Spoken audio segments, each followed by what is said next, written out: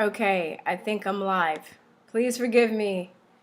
Please forgive me. I'll stay 10 more minutes than I'd longer intended on staying because I'm getting a 10-minute late start. I'll just wait for hopefully a couple more people realize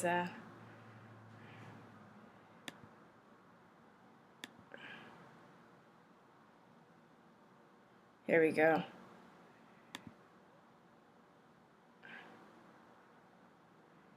All right. I'm alive. Please don't leave me. Okay, sorry. Sorry. I'll just give a few more minutes. All right, yeah, I had to fix my stream key and all that stuff. Hello? Hey, Mo! Hey, guys. All right. I'll give you guys a couple more minutes. I'm drinking sparkling water, but I'm pretending like it's champagne. All right. Allergies. Are you in Malibu? That's awesome. Yeah, I think that's it. Third time's the charm. I think let me see if I can get to the live stream. There we go. Okay. I think this is the live. I'm a little bit late. Anyway, all right.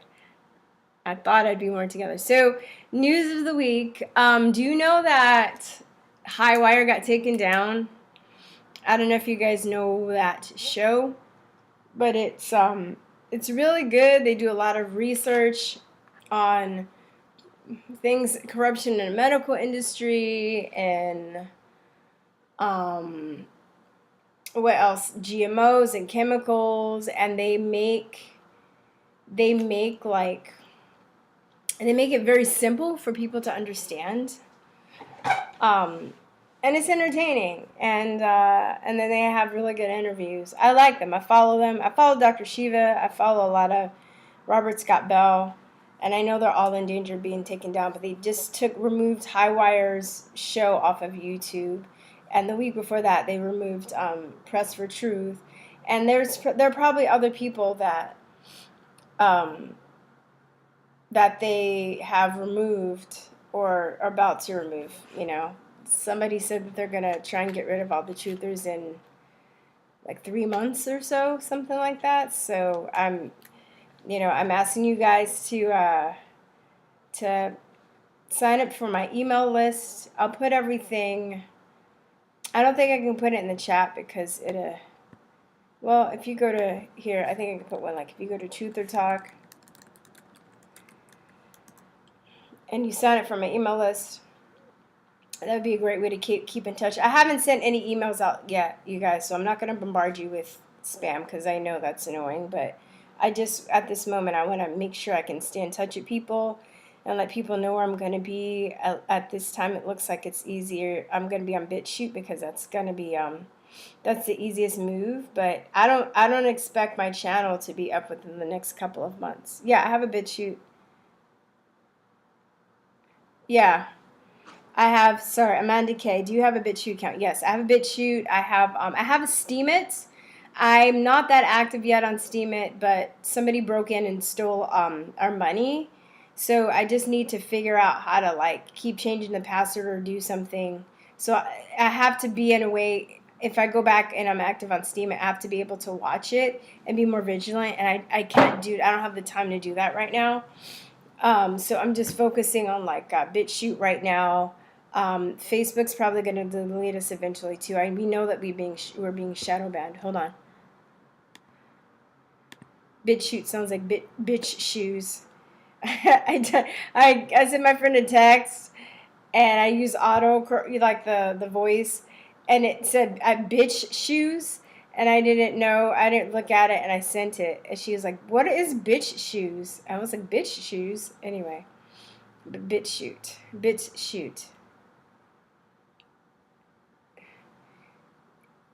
Richie from Boston is on strike too.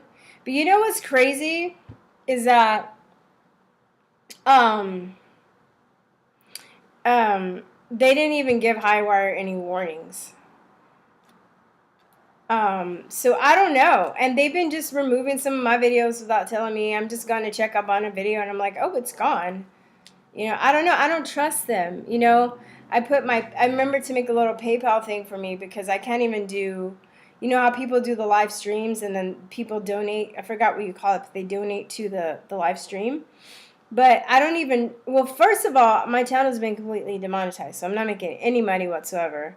Second of all, even if I did now at this point, I wouldn't trust them because when people donate to channels, you don't get that money right away. It takes like a month or so. You have to make a certain amount of money within a 30-day period by a certain time and before you get paid out. So they would just keep that money, and then if they just like demonetize me or delete my channel, they can just keep it.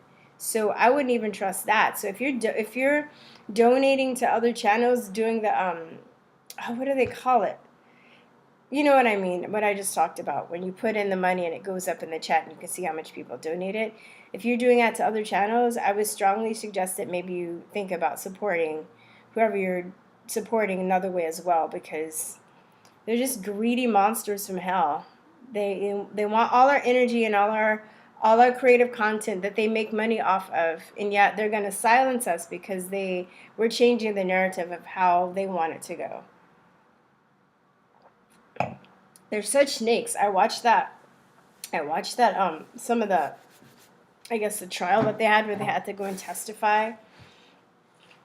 I don't know what you're talking about. I've never heard of anybody being censored. I don't know, like, what? Such a joke. Bitch show. It's funny. Okay, I'm sorry. I'm just gonna go. I'm trying to think what else. Super chats. Thank you. It's called super chats. Super chats. Yeah. So I wouldn't even do super chats even if I got remonetized. I applied to get I reapplied. I made a few changes, but we'll see what happens because I'm not gonna stop making videos I make. So eventually they're probably just gonna cut me out.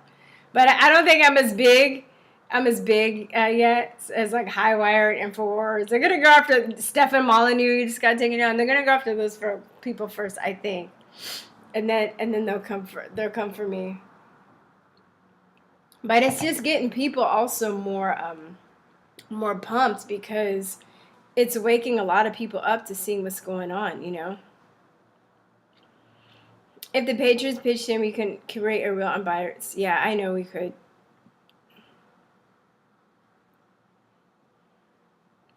So, yeah, man, these people are snakes from hell. I swear. I think that's it. So, if you go on my BitChute page, or I did a debate a few, like it was about a year and a half ago. And long story short, I ended up cutting the debate. If you watch the first video, I will explain the story. I don't want to keep like explaining myself.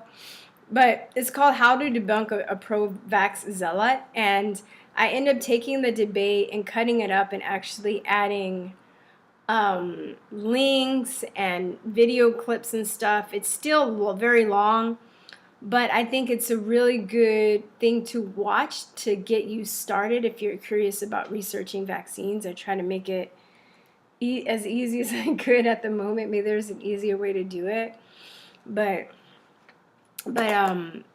you should check that out. And if you go in the description section of the BitChute, like the description section, yeah, that's what it's called. You'll get the links of the stuff that I use in the video. So if you actually wanted to go and research that yourself, you can do that. Also, please buy Conspiracy Realist t-shirts. Oh, I'm not wearing one tonight. Anyway, Conspiracy Realist t-shirts and All Lives Matter stickers and informational zines at the Truther Talk store. All right, that's it. I think I'm gonna take Collins. I'm only gonna be on for a couple hours. All right, so oh shoot, let me just turn on the Skypey. That's what I was forgetting. I need to have a checklist. That's gonna be next week. I'll do that. So hopefully it'll be like butter. Like butter. The Skypey. So my students, it's called Skypey. I love it. Turn on the Skypey. Who's in Austin's tomorrow? Hold on. I have to turn on the Skype, and then I can do the call-in number. Okay. Are you ready, y'all? It is 512-481-7464.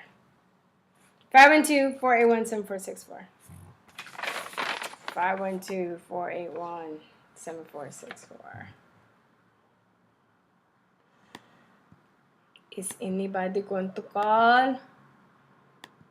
I'll just talk to the chat then until somebody calls. Just sit here. Let's get ready to rumble. Are you gonna call? Who is in Austin? Your call number is. I need a program director. I do, but I can do it. It's just the program directors cost money.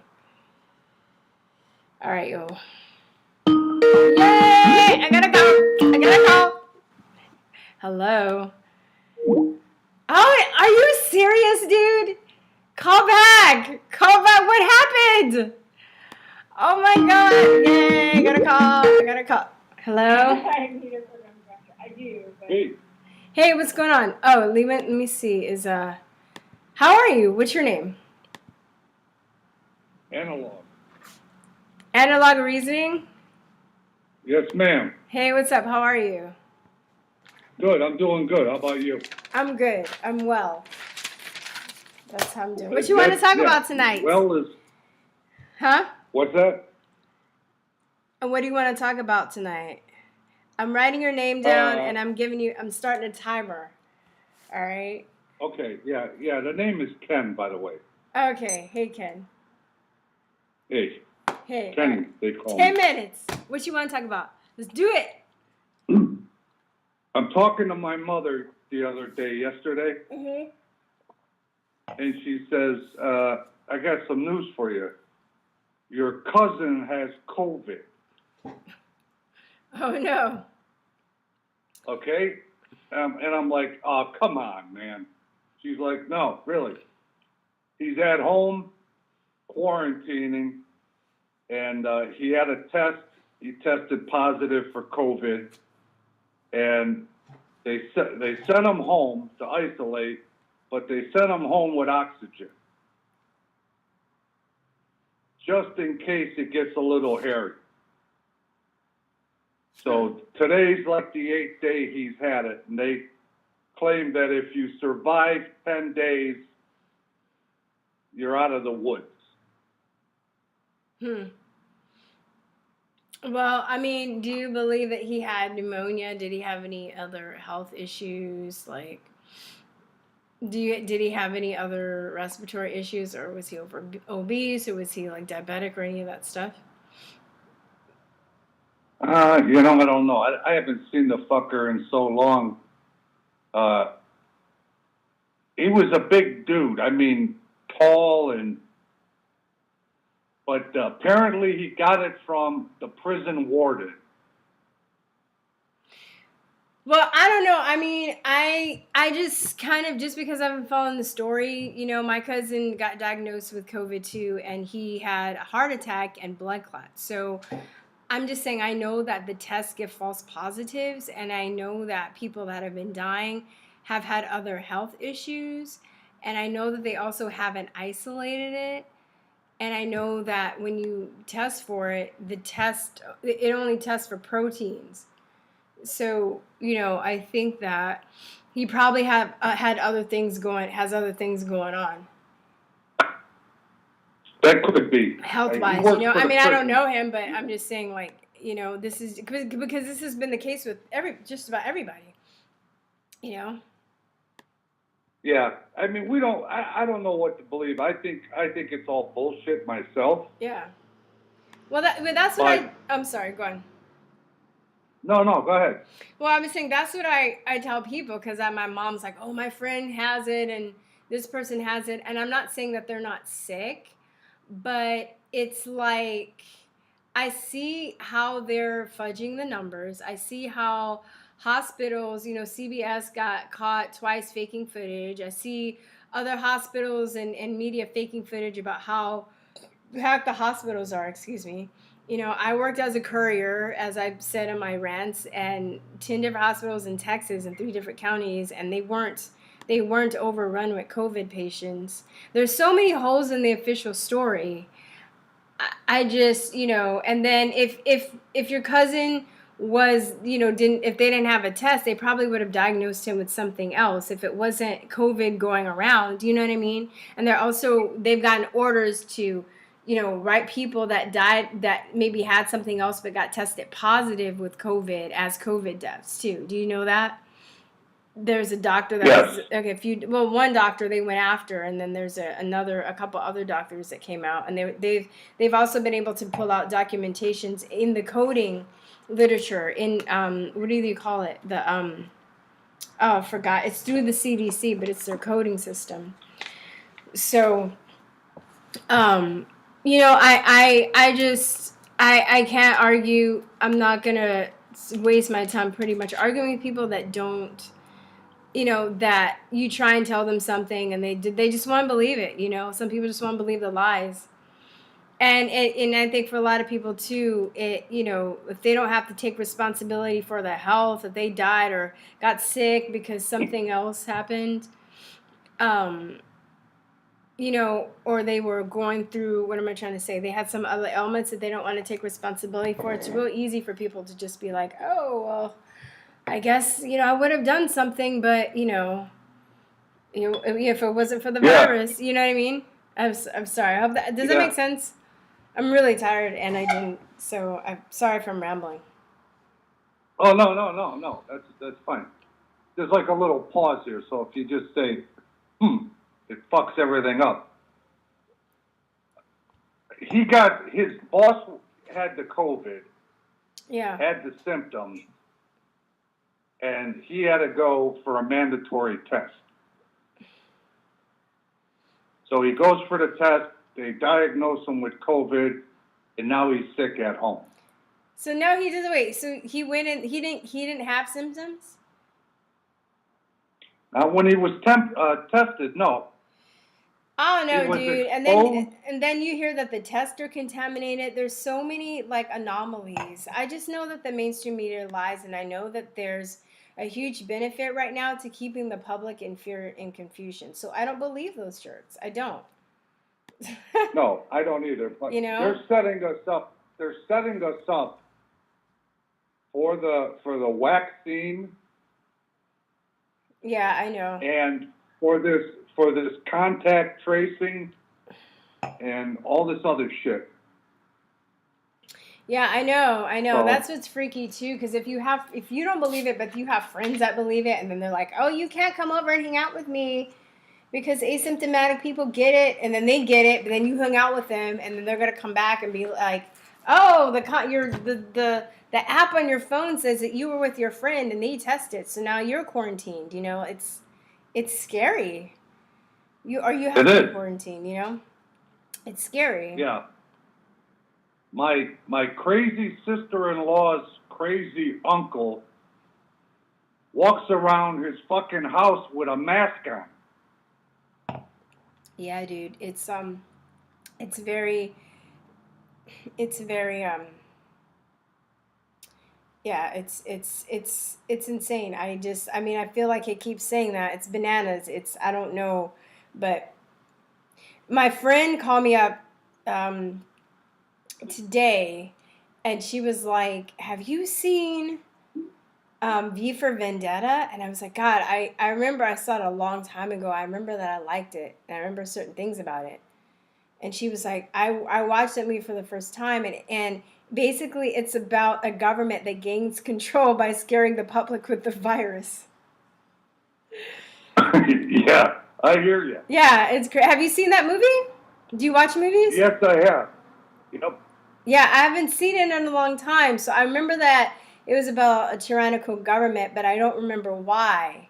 And then she was like, and I don't remember how it got that way, and that's what happened. And they were, and it happened in 2020. It happened in 2020, and I think the movie came out like 95 or 90. I don't know when it came out, like I don't know, a long time ago. That's all I have to say. Yeah. You know what? Before you know what's 2020. crazy too is Soylent Green came out in the early 70s, and the date was 2021, I think, or 2022. Oh, gross. And I've seen that movie with Charlton Heston, and then, so go on, sorry. No, go ahead. No, you go. That's it. You're saying 2020, and it came out 2020. Yeah, well, it was like New York 2021 or something, Ugh. or 2020. It's very close to what it is now. Yeah. And I'm thinking, wow, this is right on target. Yeah, it's well, you know that there's a company named Soylent that Yeah, makes food. I know. I was like, yeah, I'm not eating that. I'm good. I'm like, I'm good. I'm not eating that.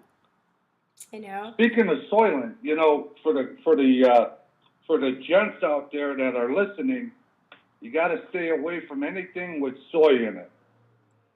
It'll dry up your gonads. You know what, I don't know. I mean, I don't even drink all the xenoestrogens they're bad. But I've kind of been looking into the fact whether it's the soybeans themselves, or I heard that when the soybeans are like blanched, they blanch them a lot of time to make different products. Then they use these containers, and it leaches bisphenol A into the soybeans, and that's what makes them like xenoestrogens. But I don't know if it's that themselves, or it's a combination of both. But yeah, I don't even know soy. It's interesting, right? I don't know. If you look at anything you buy in the grocery store now, it's got some sort of fucking soybean in it. Yeah. I can't really do soy. I don't do soy. I don't do grains. I'm real sensitive, so I as a woman, I don't do soy. Yeah. So I don't. But yeah. As a man, I do not do soy. Yeah. But let me tell you, that limits what you can eat.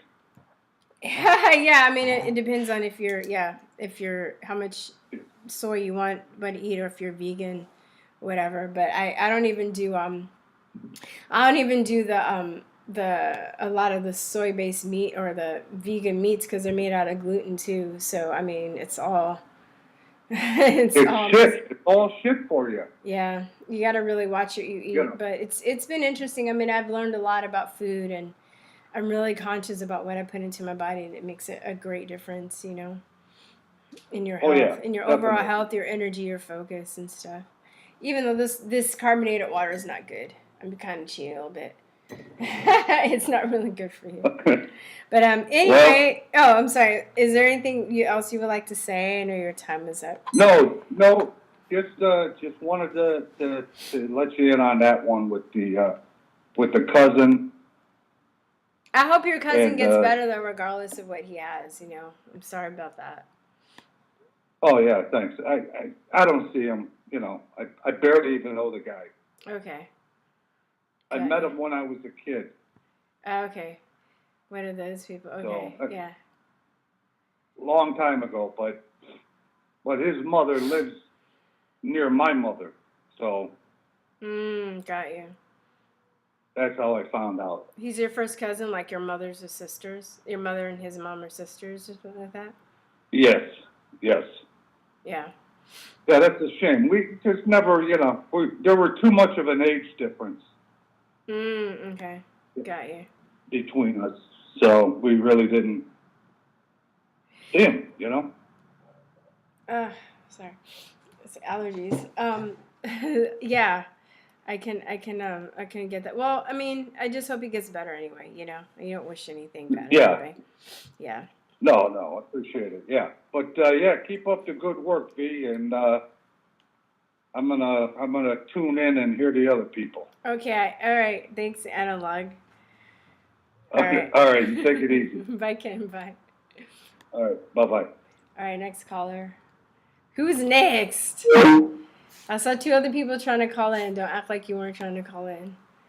Don't act like you weren't trying to call this number. 512-481-7464. Oh, I'm just gonna. 512-481-7464. I'm just gonna get something really. Hello. Hello, McFly. What's up, B? Hey, what's up? Hold on 1 second. Who's this? It's LeJar.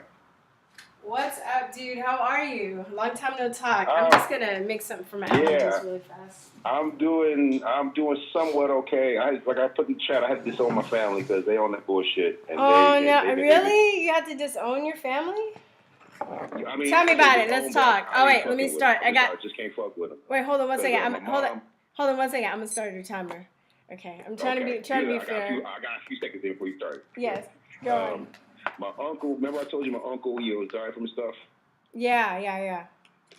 So, you know, I don't talk to my mom. My mom, she pretty much abandoned me and my sis, you know, to smoke crack with her. I mean, long story, that would be another story for another day. But pretty much she chose her husband and crack over her children.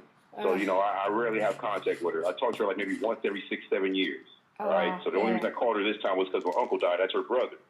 So we're having a conversation. Next thing you know, blah, blah, blah. We talk about how I got my page on Facebook. I was trying to find you on Facebook. You weren't trying to find me 20 years ago when I was a kid, so fuck you now, bitch. Anyway, you know, I was trying to find you on Facebook, but they keep banning you because I got a picture of Trump on my page, so they locked me out of my account. You know how Facebook do it. You know how they do it. So, you know, black people can't like Trump. One thing leads to another. And she pretty much, I'm like, I'm not with this Black Lives Matter stuff. Well, I do. I believe in Black Lives Matter. I'm like, Mom, you realize I'm a black man. I'm not a white person you talking this shit to. Black Lives Matter to me since 1975. Yeah. So stop trying to virtue signal to me about that bullshit. All right? It's fake shit. And then I hear one of my little bitch ass sisters in the background. He's a Trump supporter. Yeah, I'm a big Trump supporter. So fuck all y'all if you don't like that shit. I'll leave all y'all bitches alone because you left me alone when I was a kid. So fuck you in your ass. Anyway. Are they gonna go out and vote? Because I know a lot of people are like that. I'm like, they're like, man, I don't vote. And that's the main thing. She don't vote. She's one. When I was a kid, my mom did a whole 360. When I was a kid, she's a computer analyst. She's one of the reasons I got into computers when I was a kid because, you know, she was trying to get into it when I was a kid, but I was like, that's my mom's stuff. But now, you know, she was right, but she decided she wanted to go down a different path, but she was always into computers and stuff. So she was one of these people that would always complain about Ronald Reagan because, you know, I'm in my 40s, you know, and so when Ronald Reagan was president, she'd always complain about Reagan. Oh, Reagan this, Reagan that. So my grandmother would ask her, did you vote? No, then shut the fuck up, because I did. My grandmother did vote, so she honestly told her to shut the fuck up, because my grandmother did vote, and she didn't like Reagan either, but guess what? She voted against Reagan, and can say, well, I voted, you didn't, so your opinion don't matter, all right? Yeah. My mom has always been one of these type of people that will complain about what's going on, but won't do nothing about it.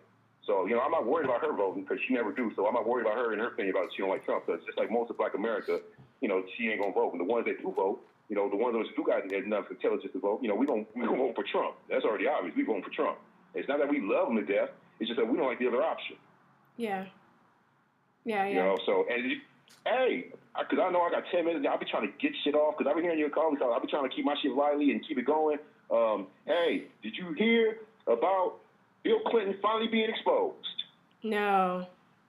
Oh, knock it off, girl. Newsweek, of all places. What? Newsweek put it out there. Newsweek, so I got to commend Newsweek and some reporters who got enough guts to break the leftist narrative. They put out there that one of these witnesses admitted, said, yeah, I saw Bill Clinton at the island. He came like at least 11 times when I was there and brought girls with him. So, it's been confirmed that Bill Clinton was at Epstein's Island, visiting this dude, screwing little girls. He was in the flight logs. Yeah, he was in the flight logs, too. Yeah. So that's why. I'm sorry, go on, because that's why. No, I hear you sometimes. Oh, no. But he was in the flight logs, and so I knew that stuff. At least 27 times, but we got at least 11 times he's been confirmed. And on top of that, one of the girl they were talking to her, they asked her, she said when she saw Bill Clinton, she asked Epstein, why is Bill Clinton at your house? She goes, oh, he owes me a favor. She goes, what are you talking about? He goes, I don't want to get into it. He just owes me. Epstein put it like this. Everybody in my mansion right now screwing these little children, they all owe me favors. Everyone. And yes, Chris Tucker, I put in the chat room, yes, Chris Tucker has been confirmed and being on the island. Chris Tucker, Friday, Smokey, he was on the island too. Well, you know what? Okay, I have a question though. Would you give somebody at least, like maybe one chance to go there? Just to be like, I heard about this island, and be like, okay, I mean, technically, yeah. Because that's how they're trying to melt Trump. They're trying to say, well, Trump was there, but they asked the girl, was Trump? She goes, I never saw Trump. She goes, all the time I go there, I never saw Trump, because they're trying to get her to say that Trump was there. She goes, no, I saw Bill Clinton, but I didn't see Trump. Yeah, that's it. But I would give a person, because when you're a celebrity, that's one of the branches of being a celebrity. Hey, man, we got these little secret places we go to where we do all kinds of things that, like Eyes Wide Shut type of shit. If you remember that. Yeah. You know about that movie with Tom Cruise? Yeah. The director got killed. He got Stanley killed Kubrick. Because Stanley Kubrick died for bringing that movie. Yeah. You know? That was a great movie. And I really liked it. Yeah. Yeah, it was true shit. And matter of fact, the movie's even more graphic because the reason he died, I'm going to put it out there, the reason why he was killed was because he put a lot of other underground shit in the movie. The stuff that we saw, that's nothing compared to stuff they cut out because they wanted him to take stuff out the movie. He goes, no, this is my masterpiece. I'm not taking nothing out the movie. So a week before the movie came out, he wound up dead. And damn, dude, I hope he made copies. I hope he made copies and that shit resurfaces later because I really want to see the... Hopefully, like, year 2020, the vote opens up a lot of shit that we didn't see. That's all I want. I want to know the uncut. I want to see the uncut footage and Eyes Wide Shut. Uncut shit. Because from what I heard, Nicole Kidman really didn't want to do the movie. But Tom Cruise pressured her into doing it, She didn't want to do the movie. That's why you see the movie. She's kind of like, I'm not really acting. She was really good in that movie. Society. Yeah, it's all secret society type shit. And it's all starting to come out. And that's another reason they want Trump out because Hillary, she was going to be part of the, okay, let's keep this quiet. But he ain't with that quiet shit. He's like, hey, man, y'all fuck with kids. And, I'm going to put y'all out there. I'm y'all going to try to attack me, and I know it'll be attacked. But, what y'all did is way worse than anything say I did. Y'all screwed a porn star, but I paid her, and she got on her way. Y'all screwing little children. Yeah. Come on now. Yeah. How do you know that? You know what I mean? And it's like, I really wonder how that weighs on people's souls because you know this stuff, but like there's part of you, they're like, all right, I really worked hard for like years and years, and I have a family to support, and I don't want to mess up my career, or I don't want to risk the fact that they might kill me, or skin me and eat me. And they will kill you. Skin me and eat me, whatever crazy, turn me into a people cake. like Marina Abramovich, you know what I mean? Like what? Body count is real if you think it's fake. Because Epstein was the last victim. Well, he wasn't the last one because there's been 2 more people killed since then that the media don't talk about because it would expose the real that people who like you put out there. It's out there. The Clintons. If you're about to expose us, oh, guess what? You won't be in the coffin in a week. So don't talk about what the Clintons do. And don't talk about the Obama and his tranny ass wife from Michelle be doing because they're all part about this bullshit. And I hate how Obama went to this dude's funeral today and started campaigning against Trump at a fucking funeral. Obama, you's a piece of shit, dude. Fuck you, Barack Obama. And you know what's funny? Michael Michelle. What's funny? I don't like lady one. No, what's funny about that too? I logged out of my Hotmail or my like email, right? And I saw that, like, you know how you get the news, they're trying to say Tucker Carlson calls Obama greasy. And I was like, I'm like, they're just trying to, like, spark race worship because I just saw the report that he did where he talked about Obama. I just happened to see it before I saw the headline. And I saw it, and he was just talking about, like, how Obama's saying this stuff, and people were like, standing up standing up and giving a but then Tucker was just like, oh yeah, that's what greasy politicians do. It's like, he doesn't care about that dude, whatever. That's what he said, but the head's like, oh, Tucker says Obama is greasy. And that's like a trigger word because, people think of grease monkey, porch monkey, grease like black people. They know they can trigger black so easy. All you guys say is, white man racist. Oh, let's go burn down something because the white man. Stop it, dude. Yeah, it's a trigger, dude. It's like hypnosis shit. It's like ding-a-ling, click, and they're like, oh! Trained monkeys. I'm going to tell you, they trained monkeys. And that's why when I was talking to my mom, first thing she said out of her mouth like she was trained, Black Lives Matter. I'm like, Mom, why are you yelling that shit at me? I'm your son, so I am black. I'm not one of your white friends you might talk to or whatever. I'm your son, so for you to talk to a black man about Black Lives Matter, shut the fuck up with that shit. But this is how they to me, I'm sorry, I don't hear you right here. Now, hold on, I'll give you a couple more minutes after it goes off because I cut you off. I'm sorry, but I wanted to jump in. I wanted to jump in and say it's like a lot of people too that have been traumatized that have been drugs, that have had hard lives and stuff. I'm not saying if you have had that life, then you can't break out of it. But people that have a lot of PTSD, they're easier to control. Or Yes, they are. if they, not saying that, because most everybody has had some form of PTSD, I believe. But if you haven't like healed from that PTSD, then it's easy to manipulate. yeah, it's easy to manipulate you. So you can totally have had a crazy traumatized life and totally dealt with it and healed yourself. And then once you've done that, you're not easy to manipulate. So I'm not saying like you're just doomed. Yeah, that's why they can't manipulate me no more. Because that's why I don't watch movies like Boys in the Hood no more. I don't watch these movies about hood shit. Because you know what? I grew up in the hood. Why am I gonna sit in the theater and pay money to watch Exactly. I'm like, I know this shit. You're like, I know this. You John, he was man, fuck that shit. I grew up in that shit. Man, why would I pay you money to watch something that when I leave the theater, I'm going right back to? Fuck, man. You're like, I live that shit. Like, what I have to watch it, you know? And I think that's part of the programming where it keeps the people at a certain status quo because it's like, that's also with the rap music, you know? And I really started to question this when I was teaching. And the teachers would be then you got these rappers who now they want to talk fuck Trump, but yeah, if you go through their rap records like Snoop Dogg and I had to say Ice Cube, listen to the early rappers. Fuck niggas, fuck the police, fuck niggas, fuck nigga, I'll kill a nigga, bitch, suck my dick. But now if you want to be a role model to the black community, but for years you've been talking about fuck niggas in the black community about me getting money. Nigga, y'all don't take your opinion. Fuck you and fuck your handlers and fuck all you motherfuckers trying to tell me I'm a sellout for fucking want to support Trump. Yo, you's a sellout because you live in a great country. I hate to put it like this, but you like one of these women that has a great lifestyle, have lived great. You've always been talking about either your brothers or your fathers, and then you talk bad about men. Like, oh, fuck men, it's horrible. But yeah, that's what keeps you on this planet alive and safe. Dude, and that, exactly. And you know what's funny? Like, I would hear a lot of women that would do that shit, but then they complain about their men, and I'm just like, well, you're talking down to them. And men do the same thing to women. Men do the same thing to women. That's why we feel the way we do. Like, okay, you feel that way? Hashtag me too, huh? Well, because I saw you at a party and I text you on your back. Now you want to take me to court? Okay, bitch, I'll tell you what. Why don't you take your ass, since you want to talk about diversity and Muslims and how you support them over the American lifestyle, why don't you take your bitch ass to them countries that you talk so good about and be a woman out there and say, I'm a woman, hear me roar. And they'll be looking at you like, hey, what'd you say? Say something? Just like that. Bitch, wait for stuff. You're a woman. Get your ass back in line. Either get your attention or feel my dick. Yeah, these are the people that you say you rather support rather than American soldiers. Bitches, it makes me sick, man. You live in a comfortable lifestyle. You've been living it your whole fucking life. You've never been nowhere. And as soon as your ass do go somewhere, you start realizing, oh my God, they do hate America. Trump wasn't lying, but by that time, you got the knife in the back of your head. Man, I'm sick. I know. And then you know, a lot. It's men too. Yeah, no, I know what you mean. But you know, it's funny too, like, when they do these women's marches, and I think about these women in these countries. Yeah. That like they can't show their face, or they'll get like stoned to death, or they'll get set on fire. I'm like, are you kidding me? Like, you're so lucky, you know? Or you know, like there's still slave ports in Libya where they sell black men, you know? Yeah.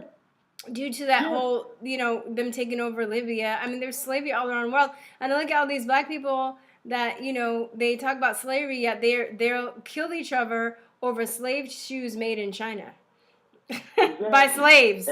By slaves. China and how Hong Kong is under slavery right now, and Muslims out there are being put in internment camps and forced to do things. But you know, the NBA won't touch that. LeBron James, fuck you too. You know I love the Lakers, and I know you don't though. But fuck you too, because you the main one hawking this shit, not talking about China.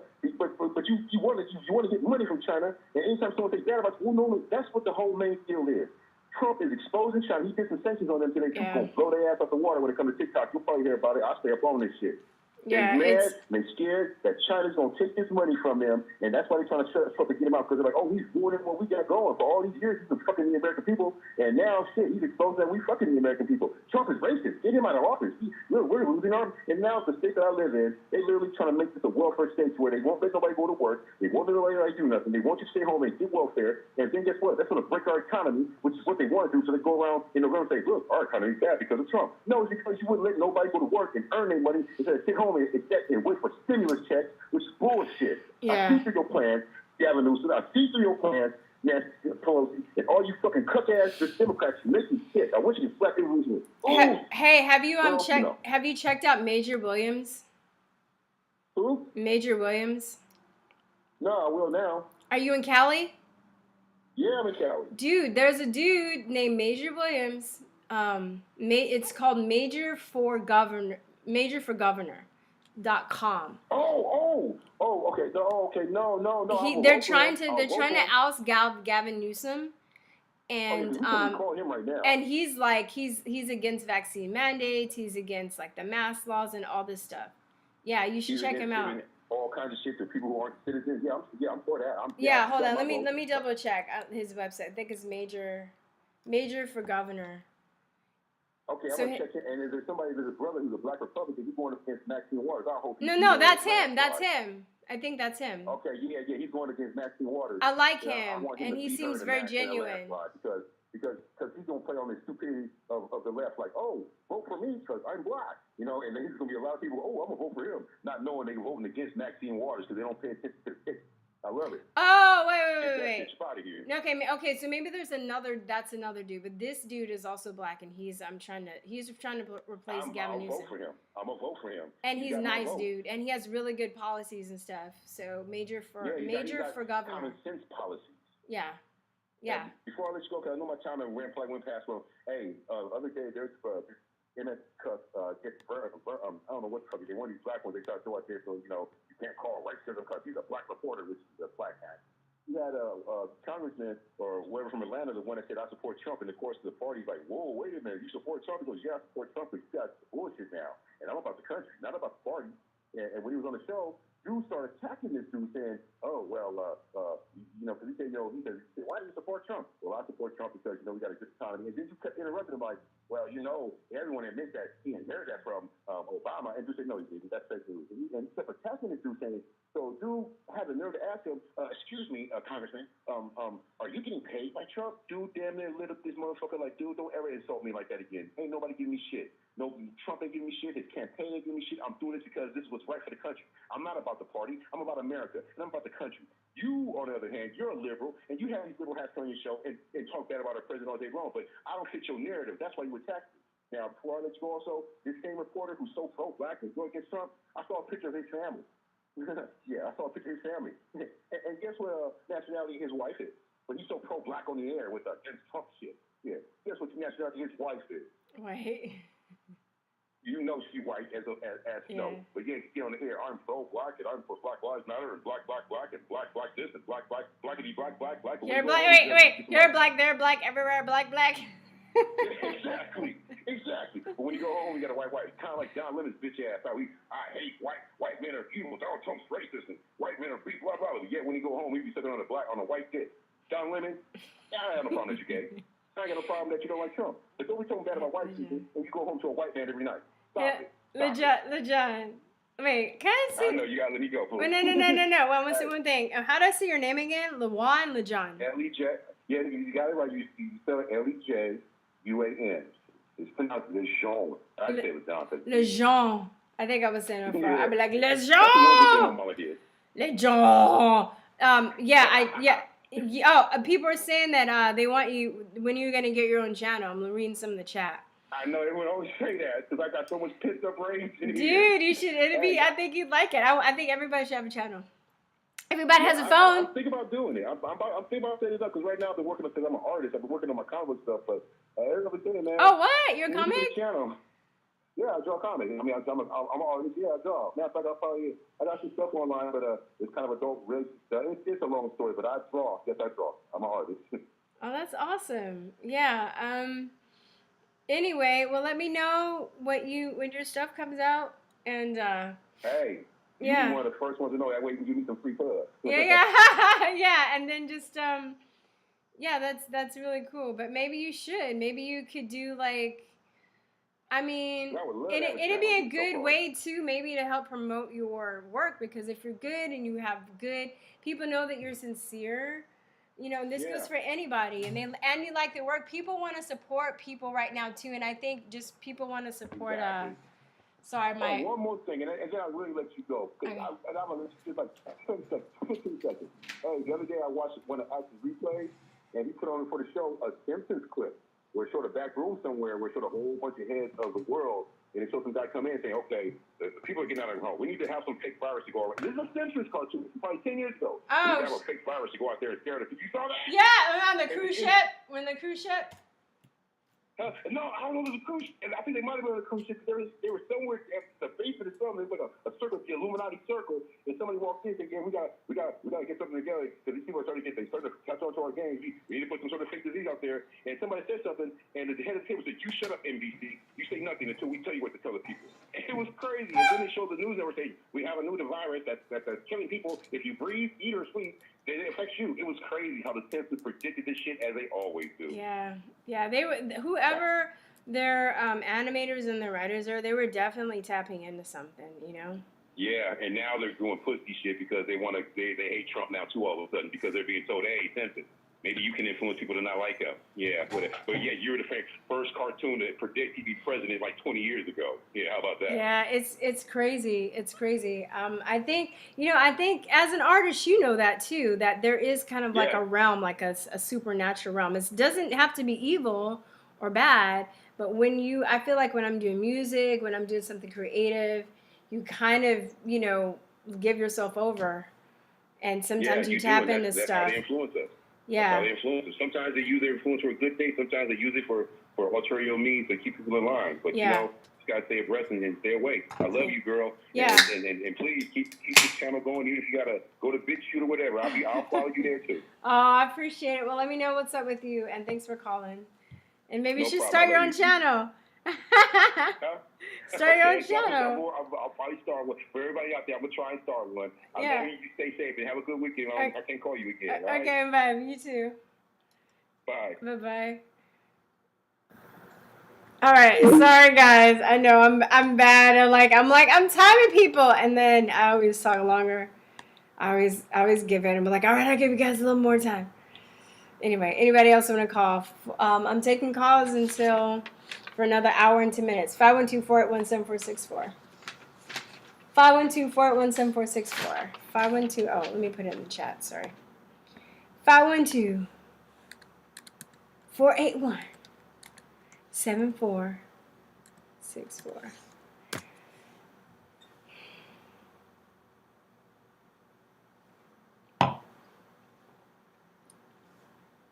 Vaccine mandates will be the death of them if they do it. 512-481-7464. I know there were 2 people calling, and I couldn't answer because the guy was talking. Show the purpose. They don't want. If anyone tries vaccine, I'm feeding them to the 5 dogs. I know, it's crazy. Somebody was telling me that the Pentagon is going to be involved in giving the vaccines. I don't know, man. Like, there was so much going on that it's creepy, dude. I mean, good and bad stuff, right? Hello, who is this? Hey, this is Kyle from Extra. Hey, hey, guy. Hey, Kyle, how you doing? Huh? So I'll make it short. I saw this really good compilation. It was about 22-minute video today, and it's like this band video of Fauci, Bill Gates, and an interview that Gates did with Anderson Cooper and Sanjay Gupta recently, and it cuts out to different things to totally disprove, where he contradicts himself about the virus and everything. But anyway, like in the interview with him and Anderson Cooper that they did on CNN, Gates addresses the whole, how a large majority of the population is afraid of the vaccine and thinks he's diabolical, and how, that comes from being locked down and information that everybody wants a bad guy, and they're pointing at him. And Anderson Cooper also addressed all the child trafficking. They're like, yeah, people are online, inboxing me. He said, people that I know and I'm friends with are inboxing me, asking me about my connections to Jeffrey Epstein. He's like, it's totally ruining my life. He said, what can we do about this? What can we change it? So the way they were talking, and then the Fauci doing that, the way they're talking is like they're trying to build up to, maybe like an internet shutdown or to have an excuse for social media shutdown to control misinformation. But all of that, if you go back to If you go back to event 201, they talk about how they will handle pandemic misinformation during the whole mock thing, and that's by cutting all internet off. So you can tell they're starting to cook up their excuse now, and they're using shit that's actually happening online, but it's all the truth. You know, they don't even have to, what am I trying to say? I mean, there's nothing I don't think they can really stop it, though. If we have to go analog, we have to go analog, you know what I mean, and send people stuff out. I'm going to have my friend on, Mark, next week, and he has this website called wakethehellup.com, and he's basically just put a little pamphlet of information where people can go with links to research, and it kind of gives them a little starter of where they can start looking into things, because I think a lot of people know something is off, but they don't know where to look, and they don't know where to start. Well, but the crazy thing about it is, once you do start looking and digging a little bit, you realize that everything's so fucking connected. You could have just started anywhere. It's one big loop of nastiness. You know what I mean? I know, but there are just certain places like for information that people don't know where to look, because they'll Google something. Right. And they'll be like, does Bill Gates want to kill me with the vaccine? And then Google will come up, no, you silly goose, you stupid idiot person. That's just a conspiracy theory. Exactly. So they have it rigged. So even, like the first few pages has like Snopes and science-based medicine, they already have a plethora of page trolls and propaganda and misinformation ready to go for people that especially teenagers. The thing that's really starting to make me mad is how they're going after the teenagers. And I have a friend who was talking about how, sorry, this covered it's making me run. I have a friend that was talking about how they purposely like targeted gamers and stuff. And they can send like subliminal messages through gaming, and stuff, and just like they can the TV, and then they have people. All that quote unquote entertainment, it's all CIA garbage. That's what it's meant for. When I started red pilling, like 2010, I think the first movie I ever saw was like the first Zeitgeist movie or something. Mm-hmm. And where it goes into like the explanation of World War II and the Federal Reserve and everything like that. Mm-hmm. Even the Federal Reserve is a good place to start, because that's right in the middle of where the money is. You know what I mean? Mm-hmm. That's what's controlling the market, and you can branch out and understand the market, both sides. Well, if you're that, like Hillary said, every corporation has a public face and a private face. They make money publicly with their, the shit they do, supposedly, whether it's Wayfair and selling furniture. Mm-hmm. And then on the back end, they're all involved in human trafficking, drugs, or guns. It's a black market. It's been around forever. This shit ain't new. Yeah, I know. They're just better at their PR, But what's funny is, shoot, what was I going to say? Because you were talking about, wait, I lost my train of thought. You were talking about, so send me that. Oh shit, I forgot to put the timer. Send me that. Could you send me that video? After this, I'll go, because I know other people are waiting to call. But I think you want to. Wait, I want to say something else real fast. Like, send me. Mm-hmm. I'll text, ask my email, and you send me. Could you send me that compilation? I'm afraid they might take it down. It's posted. My Grace Dog Rescue is my channel that I was chatting in the chat with. It's posted on there. What I can do is I'll just send you a link to it, because I copied it and posted it to have a record of it. You know what I mean? Because they're trying to snatch it down everywhere, but it's like so revealing. It just makes so many connections and the cutbacks of the contradictions of everything they're saying. And it's got the vaccine statement from Bill Gates about depopulating. It has everything. I'm going to try and make a video copy of it. Would you send it to info@truthertalk.com? Send it to what now? Info@truthertalk. Just so info@truthertalk.com, and I'll make a copy of it when I'm done. I'm excited to see that. I think that you're gonna love it. I think that I don't know, man. I don't know if they're going to do this forced vaccination. That's the thing that makes me the most nervous. But I know they also have a lot of things in plan and in store. And either they're going to do all of it or they're going to do none of it. Or just because they have these things planned doesn't mean it has to happen. I have to keep reminding myself of that. Because they also want you to get... Stop. Huh?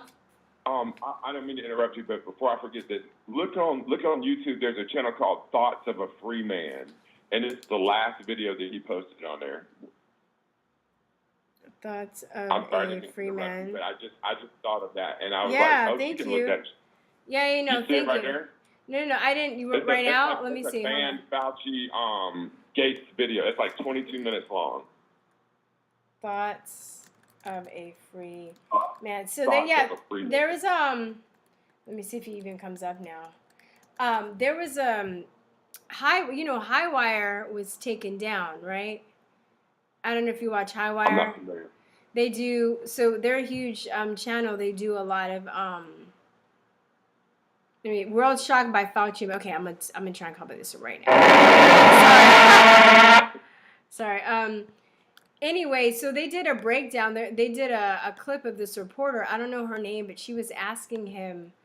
She was actually interviewing Bill Gates, and she was saying that she was asking him about the side effects from the vaccine, and even in the trial, like, people are already having side effects, and these are like healthy people. Yeah, that interview's in the video where a lady like from Fox or something's interviewing him, and she asked him about the side effects. She said, well, early vaccine trials, she said 80% of the people have chills and fever within 15 minutes. And she's looking at Bill Gates kind of, well, because there could be thousands of effects. So a couple side effects out of thousands really isn't that bad. And she's looking at him like, bitch, are you crazy? And your body gets a fever when it's trying to purge a toxin or a pathogen outside of your body. That's what the response is. One of that was developed by MIT. Right, like something. But Right. I mean, like, that's not like. Think about it. That's almost, what's the difference in that and getting like in their heart? It's something totally foreign that's in your body.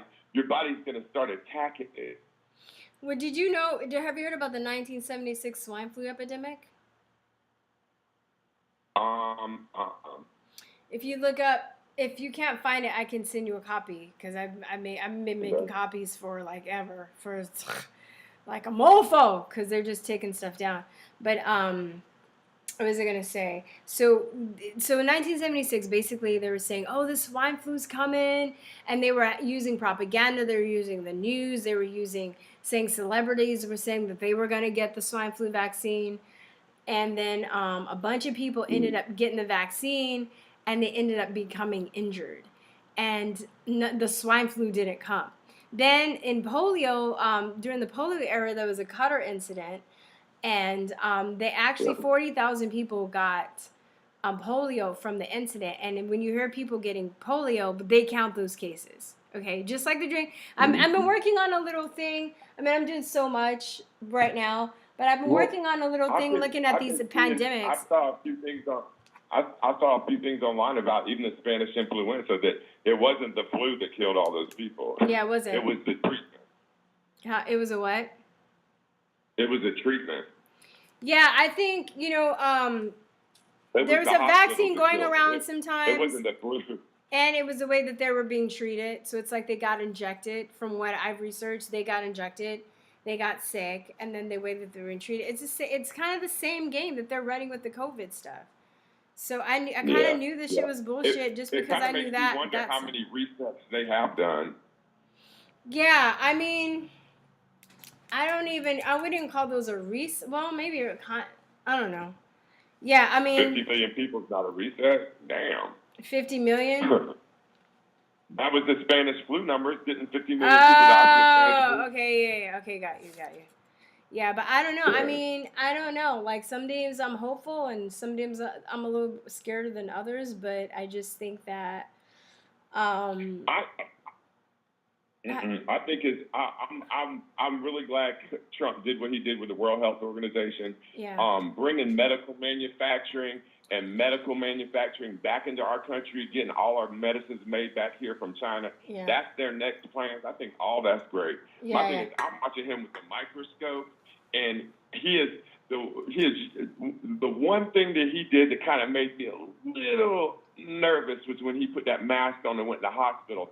But he hadn't put it back on since, and I can understand him doing that to make people in the hospital feel better. So I kind of let that one slide, Yeah. I know, my heart know, and I mean, as long as he keeps exposed, like before COVID, I didn't know who Fauci was. I didn't know who Birx was. I didn't know about, what was it? Was it PEPFAR?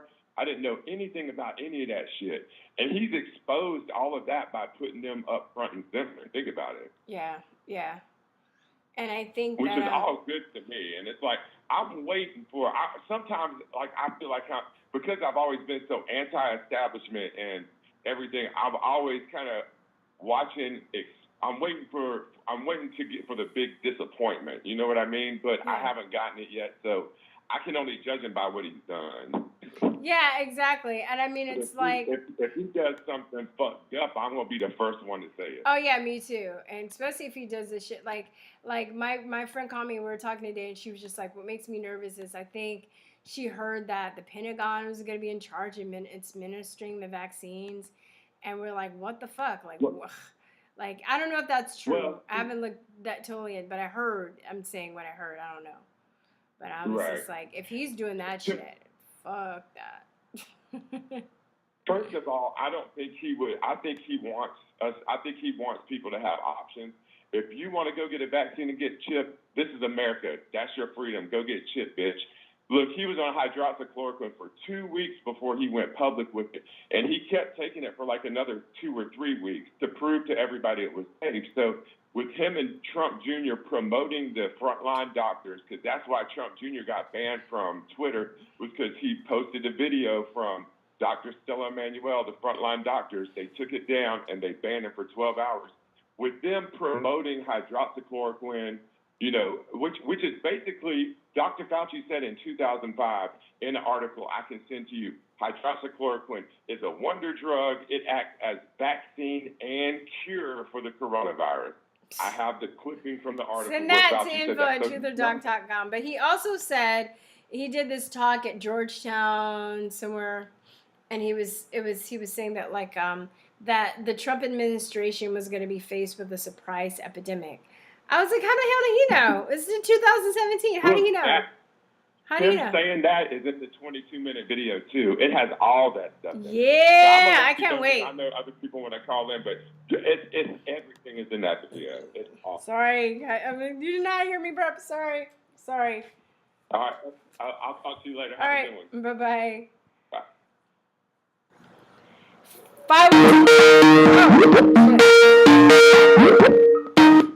Who this is?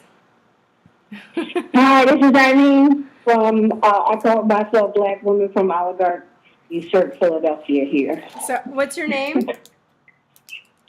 My name is Eileen. Eileen,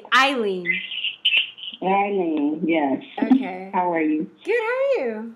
Nice to talk to you. I'm fine. I'm surprised I got through so quickly. Are you live right now? Yeah, mm-hmm. Okay, yeah, I just wanted to, you guys are talking about vaccines and all that's going on right now. Mm-hmm. And, you know, I'm from Philadelphia and South Jersey, so I'm kind of in the epicenter of some of the tyranny that is attached to the vaccine situation. And like you, I do a lot of research, and I really do appreciate it. I just want to thank you for being on the front lines, communicating to our people, trying to wake people up. It's a rough line to take, you know, when everyone's against you. But you're not alone. I just want to let you know. Oh, thank you. That's nice of you. Now, from the vantage point that I have, I'm in Oligarchy, Philadelphia. We have UPenn. We have Microsoft School of the Future. We have the epicenter of the so-called justice reforms that we see unfolding using, I would say, these false flags and fake news events as a pretext for what was already in the works for many, many years. I'm a graphic artist, so I am attuned to symbology as well as, you know, just doing my research. Yeah. And some of the revelations that I have been able to obtain as an armchair historian right there in the shadow of University of Pennsylvania, that's where the gentleman that developed the AIDS virus was stationed before he took it in darkness of night into deep depths of Africa to under the umbrella of polio experimentation. Me being a child growing up in the city of Philadelphia, I'm 52 years old, so I'm like one of the last kids that was subject to some of the experimentation on the so-called polio vaccine. So we had to line up, and some kids got placebos, and some kids got a shot. We're marked for life on the left arm. Did you with some of the vaccines. did you have any autoimmune problems or anything as a Me result? personally, no. Okay. I kind of recall as a young child watching some kids getting the sugar pill, the sugar pill, and some kids, like, they split us up. And, some kids, I was like in the third grade or under, so I was very young. I don't understand, but in hindsight, doing my research, I realized that we were probably subject to experimentation. Right for here sure. in the city of Philadelphia. And it's easy because you just want to hold that thought. Just easy because what they can do is the vaccines that they make have lot numbers, so they can trace the person that they gave to and the lot numbers and check up on that person that way. I kind of trace them that way and see. Now, of course, with the gene incumbency and the gene splicing, I've done a lot of research and formulated some of my own hypotheses, like when they started splicing human hearts into pigs down in Mexico, the first epicenter of the SARS virus outbreak. You mentioned the 70s and the experimentation on the first vaccine rollout, where, they were like, everybody get it, and they ran out and got it, and people recoiled after they saw how many people were dropping like flies from the vaccine. Yeah. So, it's like, people forget history. We're doomed to repeat it. Yeah. And, I don't know, you're aware of the Dean Koontz book in Revelation in 1982, where he's talking about Wuhan 400 in 2020, right? So you got all of these signals. But see, I look at it also on a spiritual level, where there's a cabal involved that we can't talk about because Fiona Hill said we can't mention Soros' name, and you see what's happening. They're wiping up any type of facts or consternation about a certain a cabal that's actually working hand in glove together to forward Bill Gates' fever dream as the principal lead of Planned Parenthood is population reduction. So, some of these truths we are almost embedded with Stockholm syndrome from the onset, where we can't say these words and we can't declare the cabal when they're in plain sight. We can't talk about Fauci, and they're all a cabal. And then there's that picture that's been circulating with the Rothschilds, Fauci, Soros, all lined up. So I try to make sure people are aware of these things. I just call them the mob. The mob. Yeah. So one of the things, like I said, from my point of view in Philadelphia, I've been trying to warn people for 10 years. It's almost predictable if you're attuned to what's going on. I have a website on Facebook, a group page called False Flag and Fake News that I developed in 2014, prior to, Donald Trump inventing the word fake news. He didn't invent it. So I've been quite attuned. I have another page called Philly Think. And right now, Antifa and them are gearing up to do another occupation in Philadelphia, which I have been reporting to the State Department everything that I know. And, of course, they want to call me a Russian bot and, tinfoil conspiracist and everything else, all the pejoratives that they used to kill the messenger with. You know what really creeps me out about Antifa is that the police are being told to stand down when they come out, Yeah, then at the epicenter of all of these things happening, the Philadelphia Police Department was the tip of the spear for Clinton's 21st century justice reform. They also used Mayor Nutter to take down the first Occupy movement, and basically that's where George Soros was able to usurp the movement and kind of parlay them over into Antifa. So people don't understand some of these nuances. Yeah. And so, as far as Eli Brooke came and took over schools, and they implemented a full-blown Black Lives Matter curriculum. Prior to that, Bill Ayers tried to establish his Edison schools in Philadelphia under the umbrella of Tom Ridge. Now, Tom Ridge, prior to 9/11, that's what his main mission was, getting Bill Ayers' Edison schools up and going. And one of the things they wanted to do was pump in CNN brainwashing as part of the curriculum. Yeah. Inside of each classroom. They always want to So go it's like a through, lot of. I know. I'm saying they always use the schools to brainwash Yeah, kids. well, yeah, for sure. Yeah, well, Philadelphia, was home to, black radicals. Jim Jones came through Philadelphia to find out how he could put together a cult. So Philadelphia has been an epicenter, I think, for a lot of the Project Paperclip scientists. You have another gentleman, the master of brainwashing at UPenn as well. I think his name is, I forget his name, Dr. Orrin. So when you have a Microsoft coming in to start his school of the future, with Bill Gates coming in and planning his school there, that's right across from the Pitt School. So Philadelphia is the epicenter of school experimentations with Eli Broad and the oligarchs and the Waltons, the Walmart. They all basically are all behind taking over American schools, implementing a radical curriculum, the whole core core learning. Mm-hmm. Basically, don't ask questions, just follow these steps, no matter how implausible or ridiculous it is. They just want to make sure that you are compliant, you don't ask questions. Yeah.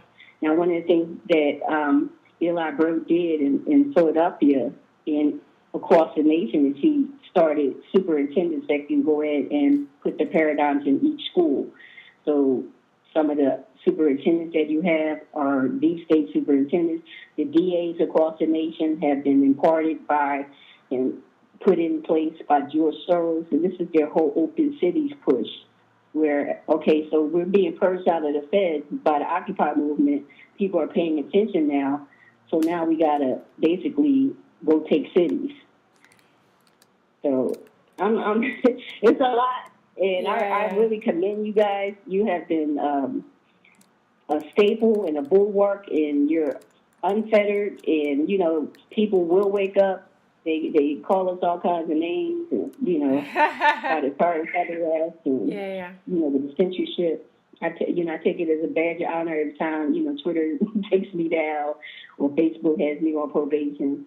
Now, I know there was a period of time that they had me down for, like, a protracted period of time and brought me back up like April. I said, I sensed a false flag about to be happening, like it's almost like they took me out, like I'm on the list or something, like we can't have her squawking. So I'm sure I'm shadow banned. I hate to be right. Yeah, I mean, but I know, right? It's like we don't want to be right about this stuff because it sounds crazy, but at the same time, we're just trying to empower people and warn people so they're not either scared or they can do something about it. So, but one of the most hideous, insidious things is, I think, because it's a cabal, because it's spiritual, there's a portion in Revelations 3:9 that everyone should look at and read in the Bible. I know it's, controversial to some, but it's like also the people that are doing this almost have to tell you, it's part of their religion where they have to tell you ahead of time.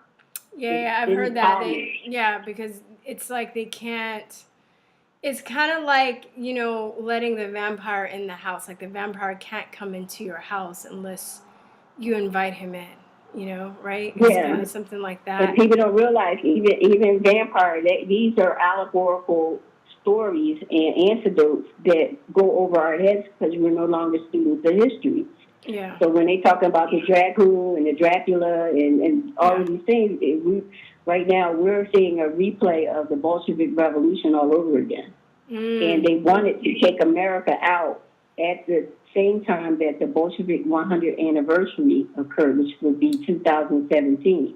Oh, So wow. the things that they're doing now are literally 3 years late. So the whole police reform situation, when Hillary Clinton lost, they shifted the paradigm. Yeah. They took her reforms and added hashtag reform. So when you seen the whole thing with the Patriots owner coming to fly Meek Mills out of prison and then landing him in the middle of the arena of the NBA to use him as a poster child for police reform, that was the beginnings of their plans, which they use what they call Hegelian dialectics, you know, where you cause the problem and you roll out the so-called Yeah. solution. Yeah. So, yeah, I just wanted to say hi, thank you, No, it's and cool. drop No, it a was a lot. couple I was nuggets. listening. Yeah. I wish I could be interviewed one day. You know, I'm not as brave as you to be on film every time. I'm a little camera shy. Well, you know what, girl? But You just, if you want to, I actually saw a couple people that also said that you should have your own channel in the chat, because I'm listening, but I'm also watching the chat. And they wanted to know your website again. So maybe that's something you can consider. I have a You just have to keep doing it. site called WeTheNegro.com. That's my blog page. What? It's called what? We the Negro. the Like Negro. We the Negro, like us. But Like subject. WeTheNegro.com. Okay, WeTheNegro.com. And didn't you have something else called False Flags and Fake News? Yeah, that's on Facebook. And I hate to be discriminatory, but I realized I just needed a black focused group like that. There's plenty for other people, but I really want people to feel comfortable having a conversation, not bringing it down to racial line or, you know, you're just saying that because you're white. So I don't mean to be discriminatory in that manner. I'm a proponent of Richard Allen, which is a patriot that helped George Washington during one of the most prolific pandemics, I should say, on Earth, and we won the revolution. So he secured free black Philadelphia as well as the United States of America that had no slaves. People don't understand that, you know, the nuances of history, they're so relevant. Yeah, that's I wrote that down. History. I'm going to look that up. But thank you, Eileen, so much. Yes. Oh, and thank you. We're forever indebted to truth tellers like you. Oh, thank you. Go against the wave and the trends and you know, popular groupthink and everything else, and keep hammering away. And I'm just, so I'm very proud of you, and I'm proud that you're on the front lines. And I'm gonna cry. Thank you. I can't thank you enough. But you know, now I'm like, I'm scared when people say stuff like that. I'm scared I'm gonna mess up, and then y'all gonna like lynch me. You know what I mean? It's like it gets to be like a lot of, but I appreciate it. You know, I do. Yeah, I would love to sit and do like a segment if you want to. You know, I got a lot to say, but you know, it's hard to get it all out. But well, could you email me at info@truthertalk.com? I'm trying to wrap up a few interviews, and then I'm gonna take a break from interviewing for a while. But I need to take a bathroom break too. I've been drinking all this water. I have a business called Virstyne.com. Get your swag. You're getting your swag on. So if you want to buy black, and I'm here for you. I ship everywhere. Oh, your Empress Designs? Mugs, T-shirts, hats. Wait. Your Empress Designs. What I do for a living. Wait. Your Empress Designs? Empress Signs, that's my name. Oh, yeah, I actually wrote you. I didn't know if you got my email. Yeah, I got your email about that. But I think, well, you know what? Why don't you email me your number and info@truthertalk.com, and we can talk, because I did get your message and I wrote you back. So I don't know what happened. Thank you. Yeah, I'm not always on the front lines on my email. You know, that padlock dog shouldn't have me set into All right. But yeah, I'm going to the bathroom. I'll call you back. Thank you. All right. Have a wonderful day. You too. Go ahead and take the pee break. Okay, bye. See ya. Bye. Hey guys, just hold on 1 second. Don't call me. I'm gonna just take a bathroom break. I'll be right back. I'll leave you with. Here, I'll leave you with.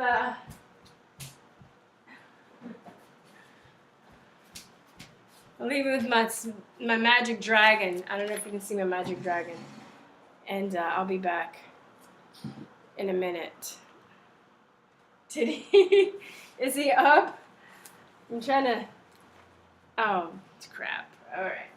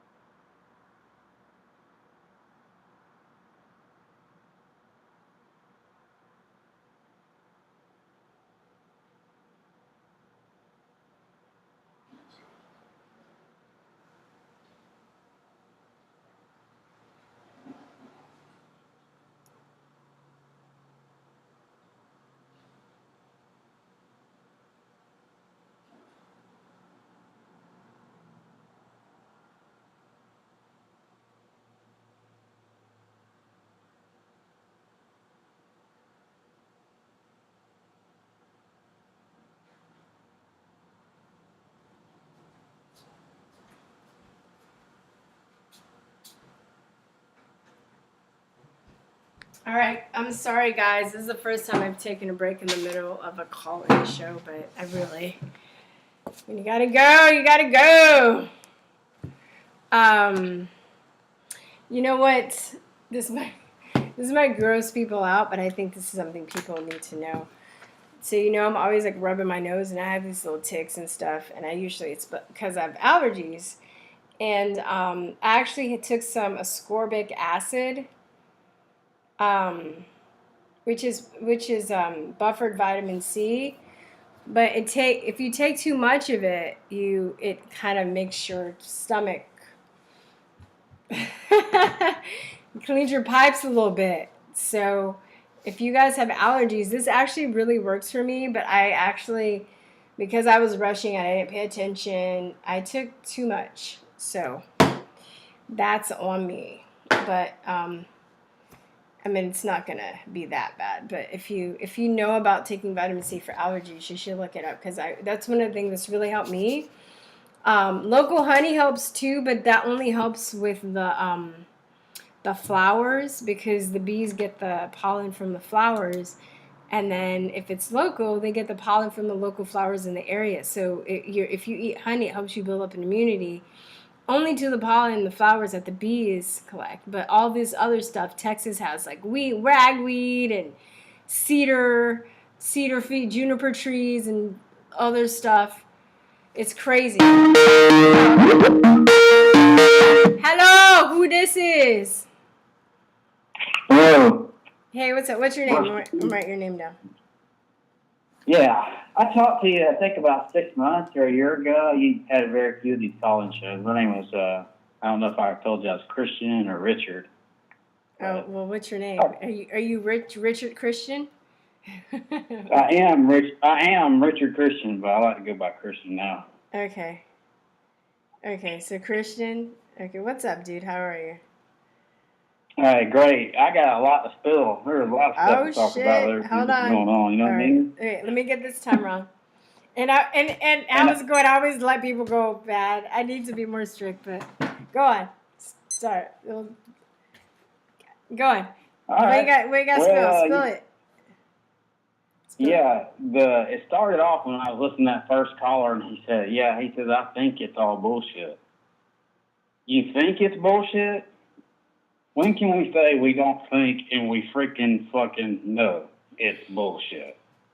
All this stuff. I know, but I'm also... It's organized as fuck. That tells you it's all fake. Yeah, I know. All right? When they start telling you 2 years ahead of time, we've got to have a vaccine before anybody can go back and do this and that. I mean, my God, it couldn't be any clearer how fake this is. The fake tests, the people coming back with, so many positive tests, the stories of people dying in a motorcycle accident, and they say he died from COVID-19. I mean, the stories are just going on and on and on. And then you've got examples of things like Sweden, where they didn't do shit. They didn't lock down anything on other people, and what they've had is no different than anybody else. Yeah, I know. All this stuff is so draconian, and now you got major corporations and chains that are trying to get rid of cash. Oh yes, I know that, and I'm like, there's a change shortage, and we're like, where did the change fucking go? Yeah, I'm like, where did the change go? Like how? Like who? Like how does that even happen? My friend and I were talking about the other day, and it's just like, what? So they're just taking change out of circulation. Like there's somebody deliberately trying to take change out of circulation deliberately, because they don't want us to be on cash. And now some stores are like, oh, I just saw one in Austin, but they're like, oh, we're not taking cash anymore. I'm like, y'all are fucking stupid. They want total fucking, I shouldn't curse. They want total control. I don't like cursing on my show. Who do you think you are? I'm just kidding. I know you like to curse. My name's Christian. I'm trying to break myself of it. It's not easy. It's hard. It's my only vice, man. I think that's why I'm so reluctant to. I know when to use it. Like I'll use it on these shows. I'll use it in my rants, but I'm gonna interview a very special person next week. It's a surprise. I'm excited about it. He's older. I'm not gonna curse in his presence. You know what I mean? Yeah, and I'm a subscriber to your channel, and I say go girl. You know, you're speaking for so many people that feel the way you do, and yeah, that's a great thing. But like I said, I know how many examples? I mean, I've just gone over a few of these examples, but I mean, it's off the charts with how much. I mean, and somebody was talking about China and LeBron James. LeBron James is a motherfucking idiot. Yeah, I wish he would shut his damn mouth. Okay, you are a fucking idiot, LeBron. If you can hear it, you're an idiot. Yeah, I do. You know, here's what I think. It's so obvious that our media is in cahoots with China. Yeah, I know. I know. Black Lives Matter is a Marxist communist group. Okay? They don't even hide it. It's right there for everybody to look and go see. And you know that the sports leagues, the corporations that are, we're in support of Black Lives Matter, do you really think, use your noggin, people, do you really think that they don't know this? Yeah, I know. I'm like, this is like, how they all just, they spend billions upon trillions of dollars to advertise because they know how our brains work. Yeah, well, you can take classes for it. It's called mass media manipulation. You know, people like advertisers and artists and like the lady that just called in before you, she's a graphic artist. When you understand symbology and stuff and how it works on the brains, or if you do any kind of work, like, you know, with camera work or like, you know, movies or any of that shit, you start to... Go look at all the occultism that is everywhere in music videos. Mm-hmm. It's in your modern day movies. And the references to basically destroying anything that's Christian of our past. Well, these people are Satanists, they're occultists, and this is a world agenda to take over the. And I'll tell you this: the people in our country that are running it, and a lot of them that you think are for freedom, they're basically communists. Because these corporations like Nike that go do business in China, they want to do the same thing to the people here in this country. Yeah. We have corporations that are basically communists, and we have all these monopolies that don't want any competition from anybody, and they want to control. They want to control. It's not enough that they have all the money. Yeah, I know. And it's crazy. If you've ever watched Aaron Russo. Yes, I did. Yes, the Alex Jones one that he did. We were talking about how he was hanging out with the Rockefellers. That's old school. Version. I love that one. That was such a good. I think I made a copy. I have it somewhere. But he was talking about like how he was hanging out with the Rockefellers, and they were telling him about the chip. Right. Yeah. Oh. And did you read the story that just came out? I think Arkansas has already done this too, but Michigan.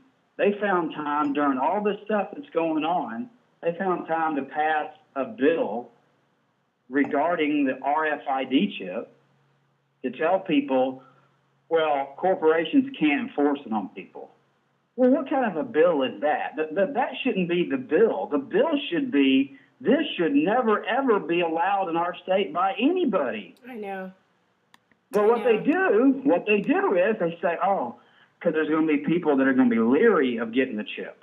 They're going to be, I'm not too comfortable with that. It doesn't feel right. Well, as you should be. What happens is they say, well, look at all these discounts you can get with the chip. Look how easier everything is with the chip. Well, they already do that in like Spain and some other countries where like they're like, if you get chipped, you get like free drinks. You can get into a club and get free drinks and shit like that. Of course. Yeah. It's always a sweet deal to get control. Fuck, yeah, that's my line. Think about the drug dealer that gives out the free drugs, and then he's got you hooked. Yeah. I mean, yeah. This is exactly what people in business, they understand how our brains work. That's how they know, unless you can actually critically think, well, half the population I'm just going to be frank, you know, and I hate to say it because I do love all people, but half the population is dumber than shit. And it's because they've been raised on this mass media of music, television. Yeah. Well, and GMOs and vaccines and stuff too, like internally too. They have to break us down, you know, with our immune systems and shit. You know. Well, the vaccines part, and I actually last time when I called and talked to you, I had talked a lot of, you know, different things we talked about, but I told you, you know, you were a diehard, you know, against vaccines before all this stuff with COVID even ever happened. Mm-hmm. And I really can't comment too much about the vaccines. But even though I'm not an expert on vaccines, it doesn't. When you see how they do with everything else, what on earth would anybody volunteer or want to have? You know what I think the vaccines will do? I think they're going to make people more where they can't reproduce. Well, I think that could be that's one way, but all the stuff that they're putting in the environment too, that's all contributing to that. You know what I mean? But I think it's gonna make people, because I think one of the trials, didn't they say that you're not allowed to have sex for a certain amount of time? I was like, what the fuck? How can you get a vaccine and they're just like, oh well, you can't? Like, why?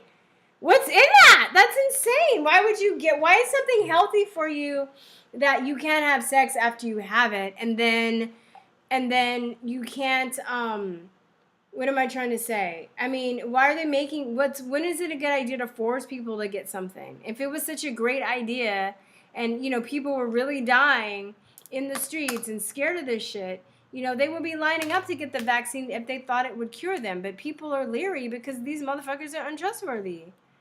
Yeah, we're losing every day we are losing our freedoms every single day, and we're losing more of them every single day. Yeah. I mean, when you think about the corporations, okay, and the thing is people always like, oh, it's corporations. Oh, well, no, it's government. It's one or the other. No, they are in bed together. Yeah. That's what people understand, that they're doing this together. Yeah, I know. Yeah. I had a really good something I was going to say, and it just left my head. But time's up. No, I'm just kidding. I'll give you 4 more minutes. Go ahead. Well, it was something with the government and something with business. They're in bed together. They're in bed together. Yeah, and something just jumped around in my head, and well, it's probably going to come back to me an hour later. After you hang up. But I mean, like, yeah, well, just go back for a minute. You were talking about, too, like, the guy was like, I think this is fake. You know, I think that there's just some people, too, and because I went on a tangent and didn't get to finish that thought.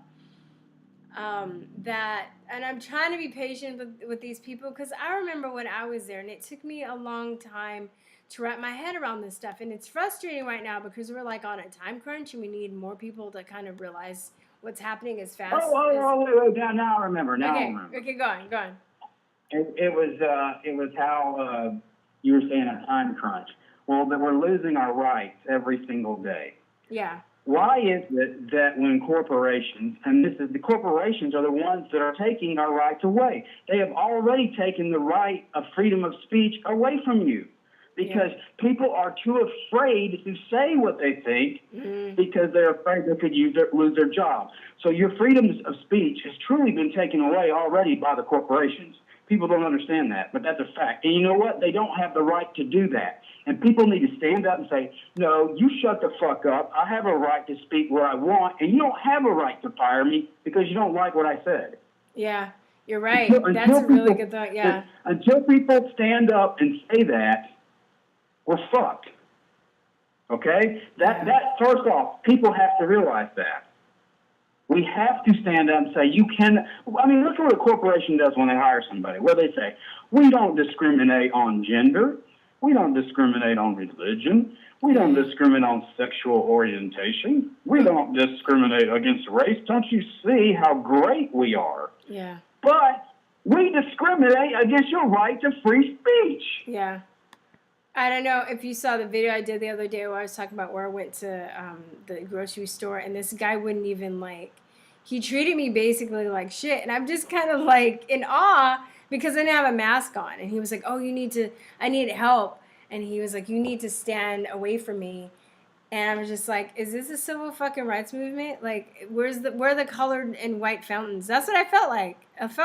And then we're tearing up the Constitution, right, for the Bill of Feelings, where nobody can be offended about anything.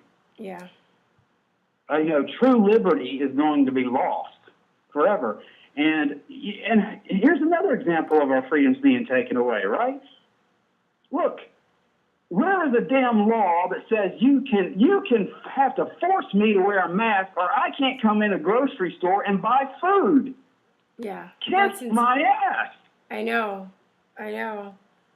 But they are enforcing things that aren't even laws, that people have not even had a chance to vote upon. Yeah. Who gave these motherfuckers these rights? Yeah, I know. Well, that's kind of like when I do too, when I go around. I keep the governor's orders. Yeah. Yeah, I know. Trump would fire that motherfucker. Why he is still in office? I mean, is he still up there? Is he still having the briefings? Because allegedly, didn't they have it out or something like that?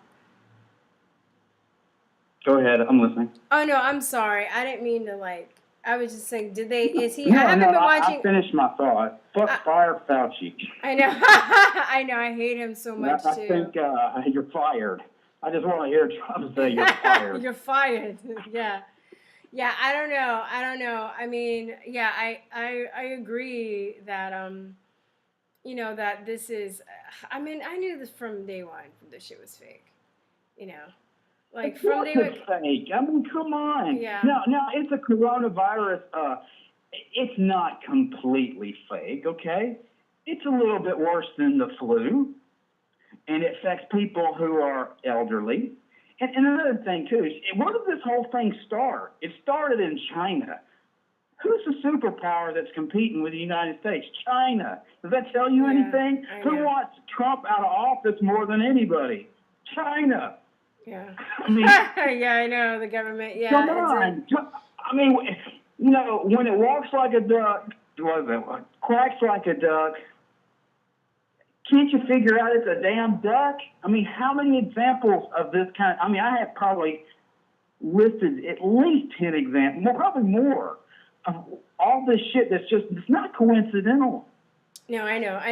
It's like I was It's not coincidental that at the protest, they've got bricks laid up in the areas for the protesters to pick them up and hurl them into things. That's not by, none of this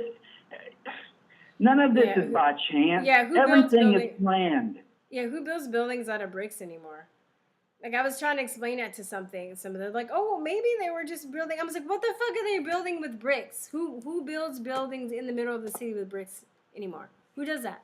It's all steel and glass and shit, But I know my train of thought that I keep forgetting is, I said I've been trying to be more patient because a lot of people, it's hard for them to wrap down how big the deception is. And I feel like my experience, I'll give people the facts and I won't really push it on them. And sometimes they come around better if I just kind of give them ideas, plant seeds here and there. Yeah, but we're almost at a point. We're getting in danger critical level. I know, but I'm saying. Okay? I'm just saying. There's a point where we can't do that anymore. I know. But I'm just saying. I'm not like. What I'm saying is, no matter, I think either people right now are gonna wake up or they're not. But I'll just basically, what I'm saying is, tell those people if they're still reluctant, basically, walk away and find somebody that can listen, because you can't waste your time on people too that are they're like, oh, I don't know, you know what I mean? It gets, you see what I'm saying? There are people that are hungry for this information and that will, but I mean, I don't know. Go on. First, you have to come to a conclusion as far as talking to people, okay? And it's just like, I'll tell this and you can agree or disagree, but I find it, when I'm not cursing, I shouldn't be cursing, but when you witness to somebody about Christ, okay, they're either going to get it, they either want to hear it or they don't. And a lot of these people, these things that are happening in the world, they don't want to see it. It hurts their head too much to think about it. So they're more comfortable with their heads in the sand. And when you see people like that, you got to walk. because you just got to hope that a light goes off in their own. And sometimes, unfortunately, that's the only way people learn is by making mistakes. Yeah. But when they start enforcing all this communist stuff on, guess what? The people who knew what was going on, they're going to have to suffer because these dumbasses didn't realize what they were doing. Yeah, I know. I mean, and why should we suffer for their idiocy? I know. It sucks, yeah.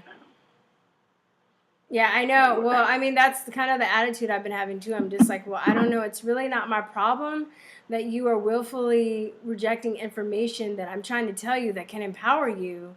So if you're offended by me doing something like wearing a mask and you think that I'm going to infect you even though I'm not, I don't really fucking know what to tell you because, like I've done a lot of research. I look at, what I mean? I've done a lot of work to make sure that I'm empowered. If you still want to live in a life of fear, it's frustrating. But I just think we're getting to a point, too, where there's just some people that, like you said, they're not going to see. I don't know how many people that's going to be, but, They don't want to see it. Yeah. It's too uncomfortable. It's Yeah. too uncomfortable for them to see it. Yeah. You know what I mean? Do you have anybody around you that is on your level that can see through this, or you just kind of like... I could share a glass of wine with you, and we could talk about it for probably 2 weeks. Yeah, but I mean, like... It would have to be more than a glass, but... Yeah, do you have other people around you, though, that, like, in where you are, that or everybody, like, around you? I have a few people that I talk to and that are aware of it, and I'm always looking forward to opening other people's eyes to it. But, really what you have to do... And what's really bad, I have to tell you the truth, a lot of the stuff I was learning 20 years ago when I was watching the internet, when so much stuff was still on there and they hadn't pulled it all. Yeah. Now what's so dangerous is that all the censorship, they're trying to stop anything that could wake the population up to what their plans are. Yeah, And exactly. That's dangerous. Well, that's around the time crunch, and I still try and plant seeds and stuff and just kind of hope for the people that I love. But I got, what was I going to say? I try and plant seeds and I try and like talk to people as calmly as I can. But they're, like you said, they're just some people, they get defensive, they get nasty, they unfriend you, they don't want to talk to you, they think you're crazy, they think you're mentally ill. They don't want to see, even if you have evidence. I don't really know what to do for those people. Well, I have people who thought that about me, too. Have you noticed? And then I opened their eyes to what, now they see it. Now they know what's going on. But were you constantly just talking to them, or you told them stuff and just kind of let it sit, and then they came back to you, especially now? Because I know people... I'm bullheaded. I don't leave them alone for very, very long. Okay. I might let them go a couple of weeks, and I'll say, hey, did you see this? What do you think about that? Isn't that fucked up? Yeah. And I remember, I'll tell you, how you say your name again? Virstyne. Virstyne. Mm-hmm. I was really awakened to what's really going on from my own personal story of it was when the second George Bush was in office. Oh, wow. And I was close to, I was in my late 20s, I guess, early 30s. And when I realized that he didn't want to do, when the first Iraq war came about, and just like everybody else, or this was the second time, we went back over there. Mm-hmm. And I was like everybody else thinking, oh, we got to get Saddam, he's bad, 9/11. Yeah. And you think to yourself, okay, when I start adding stuff up, well, how does it make sense to go 12, 15,000 miles across the globe to go after this nameless killer of terrorism, and you leave your borders wide fuck open? How is that keeping your country safe? Wow. You don't lock the doors to your own house. Something is fucking something is messed up, seriously. Yeah. And if you're not aware of how messed up that is, how can you tell us you're keeping us safe? You're not. This is a lie. And when I realized that, I knew something wasn't right. And then I started going and investigate a lot of things. And then you start to see things before things were taken down. And you start to put stuff together. Yeah. And you realize that this is a worldwide cabal that we're actually watching taking place. The Bible is not bullcrap. Yeah. It's truth. Yeah.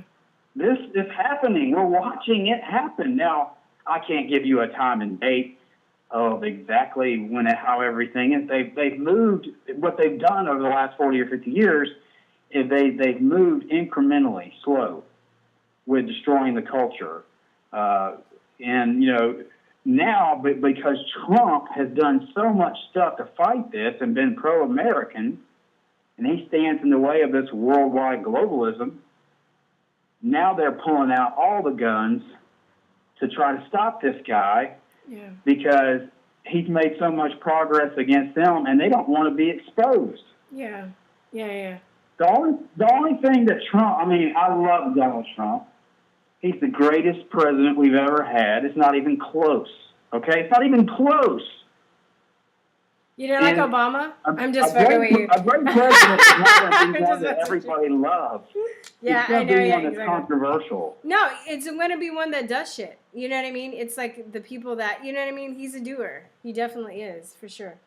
And he's funny. Even if you don't like his tone, you should love him as a president. You know why? Because he is the embodiment of free speech. To tell these media people, fuck you. Yeah, I love it. You're a liar. Yeah, I love it. Yeah, you're right. I love it. And it's kind of like watching comedy. You know? But it's awesome to watch him do what he's doing. But you have to remember, at the same time, these people, they're getting more and more vile because they're afraid that he's going to wrest control away from them. And that includes rhinos and a lot of these heavy-duty Republicans. How on earth can the Bushes say they support Joe Biden? How can you call yourself a Republican and say you're going to support them? Yeah. Or you're going to support Hillary Clinton? They are wolves in sheep's clothing. I know. Both parties need to be blown up. Yeah, okay? They're both. I agree. Yeah. They say to you what you want to hear, but they don't. Neither party does shit. Do the Democrats do it? Do the Democrats do anything about helping minority populations in the big cities? No. They don't do a damn thing. They come back 4 years later preaching more racism. That's all they do. But they don't fix a fucking thing. They couldn't fix a clock. Yeah. Okay? And they don't care. Because they don't care about the people. They care about their power. Yeah. And then you got Republicans that tell conservative evangelicals, they tell them, hey, I'm pro-life. We're going to get in there. We're really going to try to change things. Really?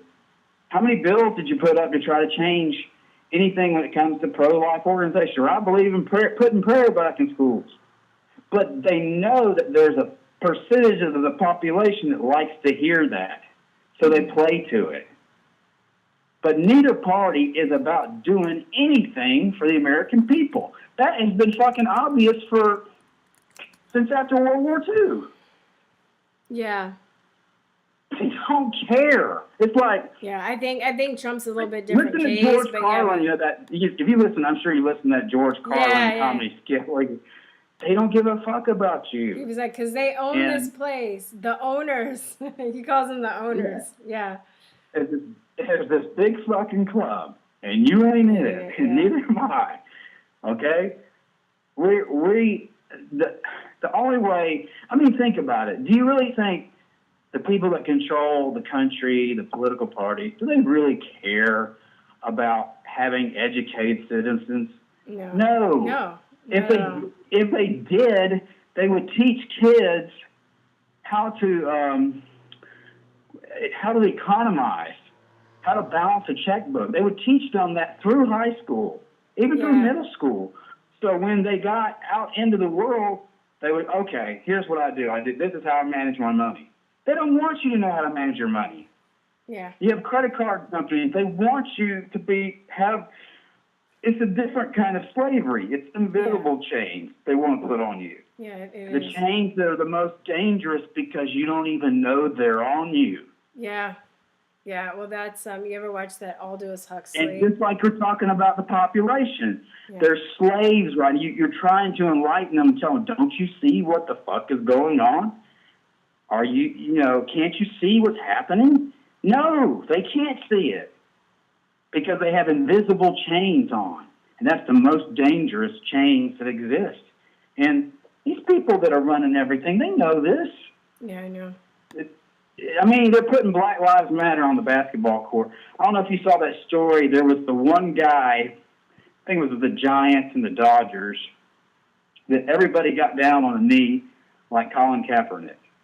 And there was one guy from the Giants, he said, I'm not kneeling. He says, I'm a Christian. I believe in Jesus Christ. And from what I've read, Black Lives Matter is a Marxist communist group, talking about wanting to not care about the patriarchal family, wanting to get rid of it. They don't believe in property rights. The basic, and there's one more thing, which is there was basically, male-dominated kind of societies or something. There was one other thing, but that's basically the plank of the old communist socialist party. Mm-hmm. So he stood up against this, right? Where's the media coverage about that? I heard about, he's a black, what's his name? We call Colin Kaepernick brave because he stood up against supposedly everybody in the world.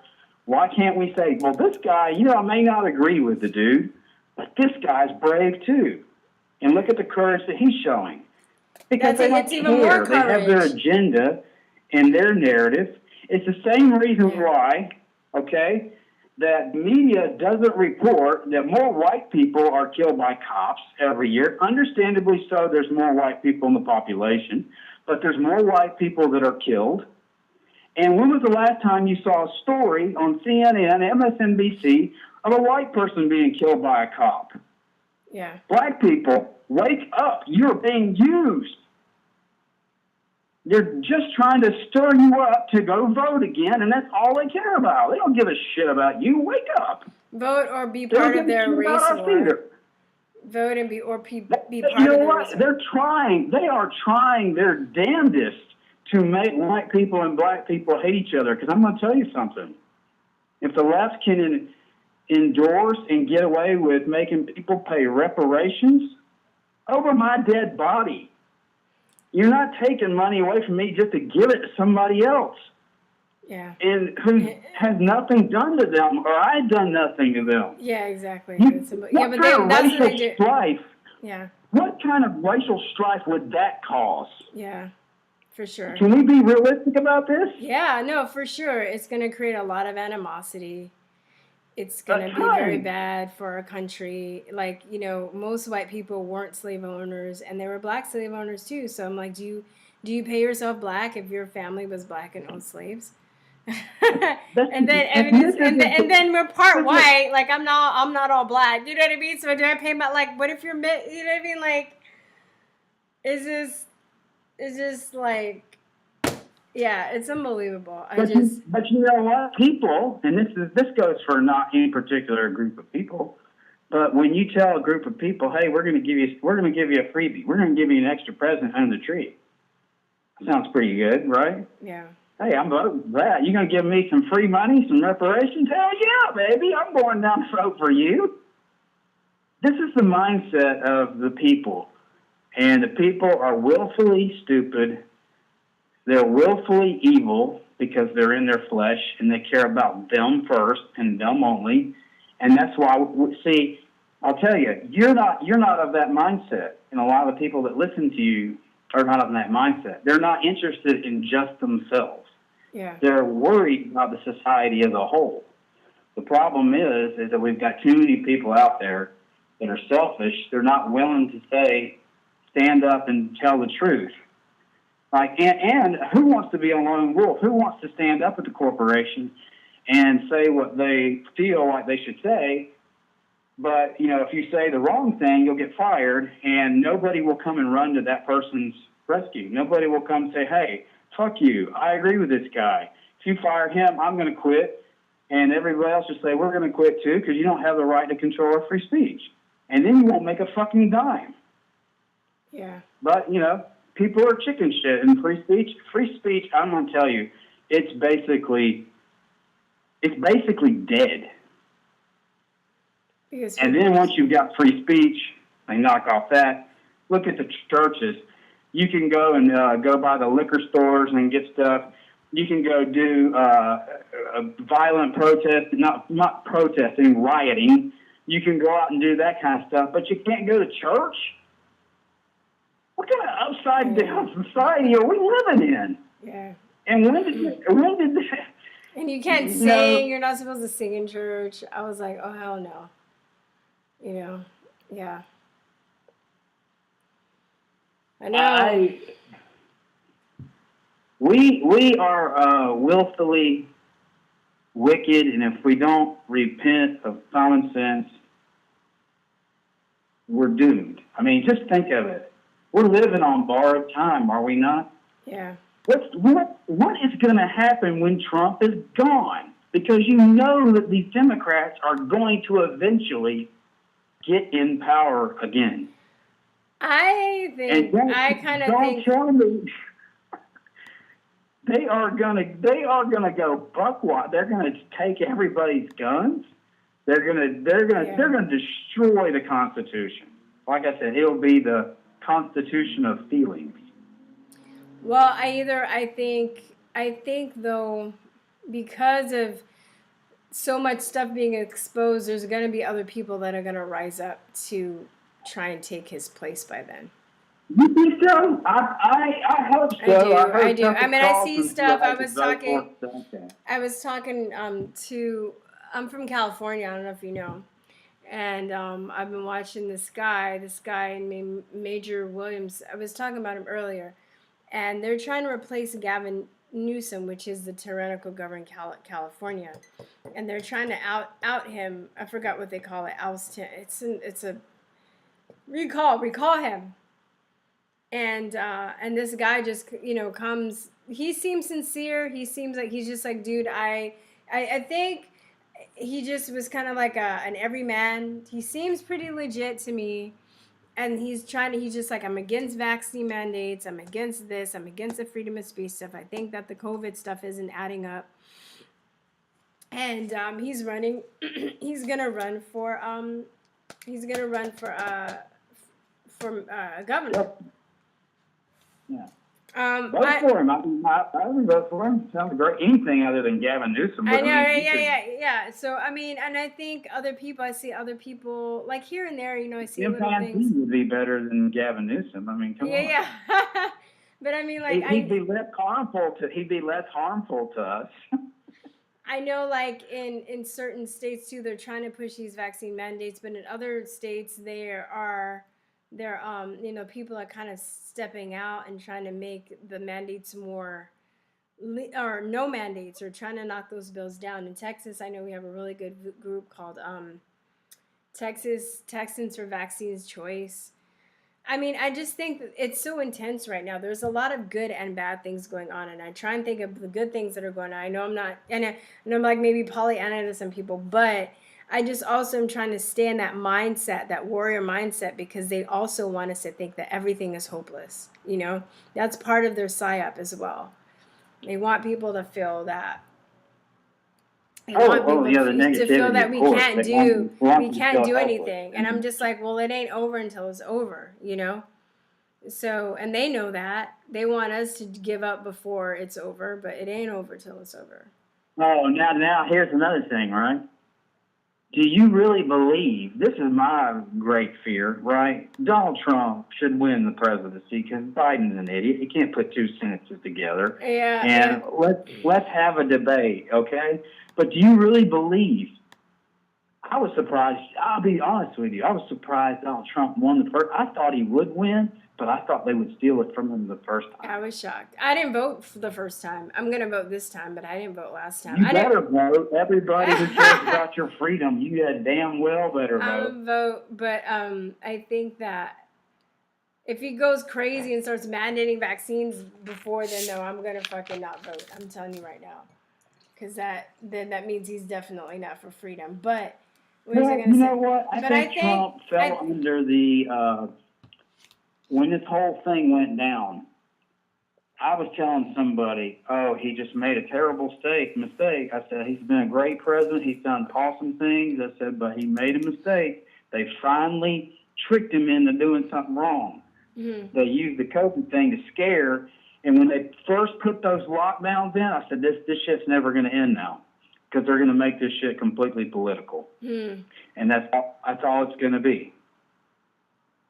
I mean, I'll tell you something that's good that's happened from it. I've heard that Catholic schools right now, they're surging with attendance, not attendance, but people trying to enroll in Catholic schools.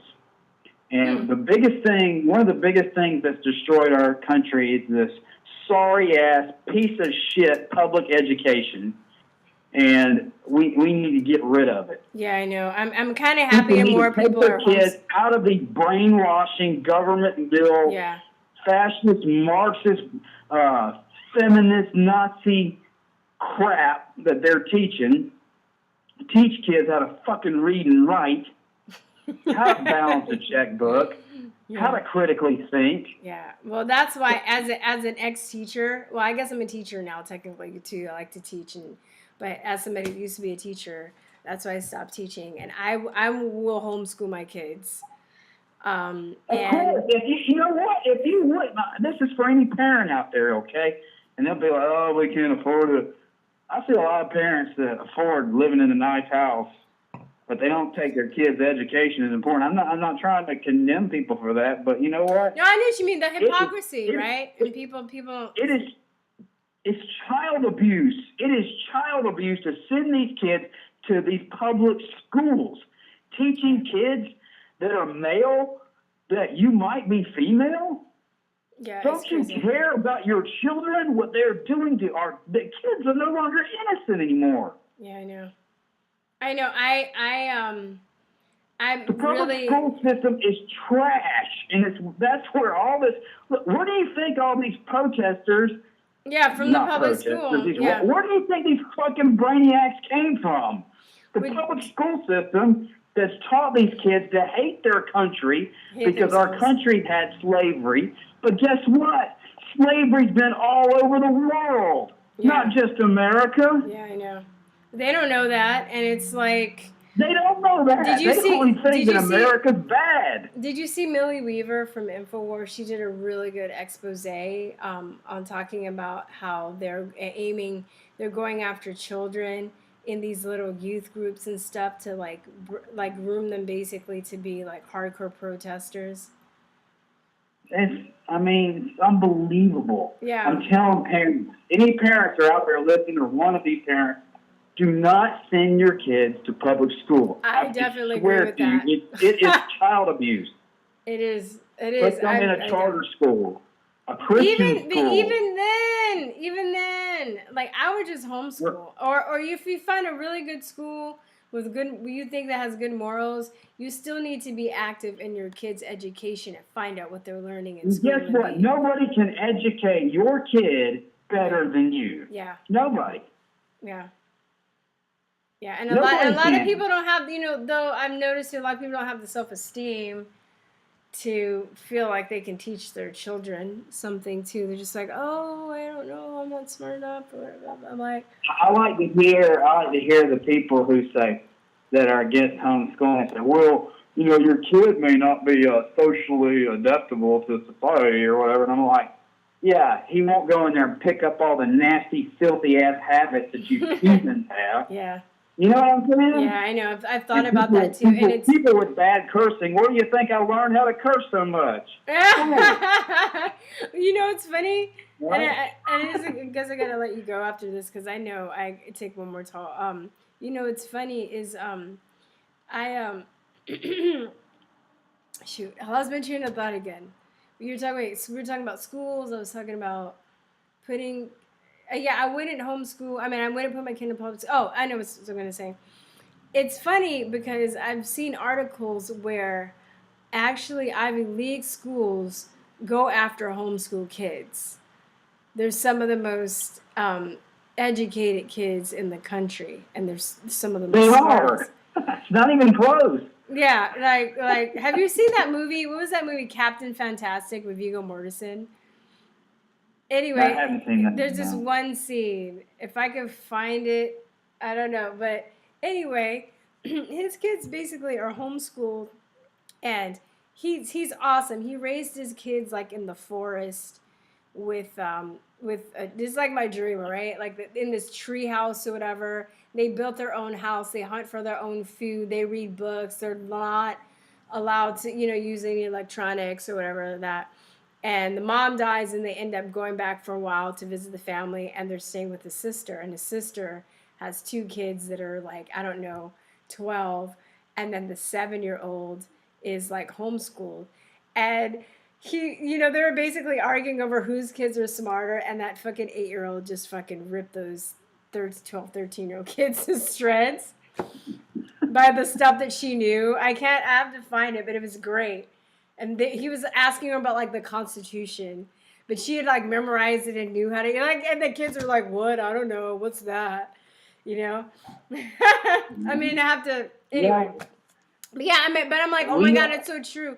But you know what, too? I have friends at homeschool, and what you do if you do that, because you don't want your kid to be socially awkward, too. That is a little bit uncomfortable, especially when they go. Fair. But you find awkward or what? Yeah, you can just find other groups. What they do is they have other homeschooling groups and events where they can make friends and stuff that way, and socialize that way. Or you can put them in extracurricular activities. Yeah, there was a rule. I mean, Tim Tebow was homeschooled.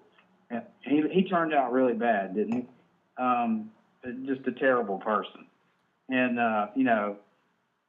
they passed some laws in the states called the Tim Tebow Act, where it allows him to go play sports in a district that he lives in at a public school, even though he's homeschooled. So yeah, I think there's things that you would want to have your kids kind of have access to, but as far as sitting in these classrooms where they just sit around and brainwash you, I couldn't anymore. Like I totally agree.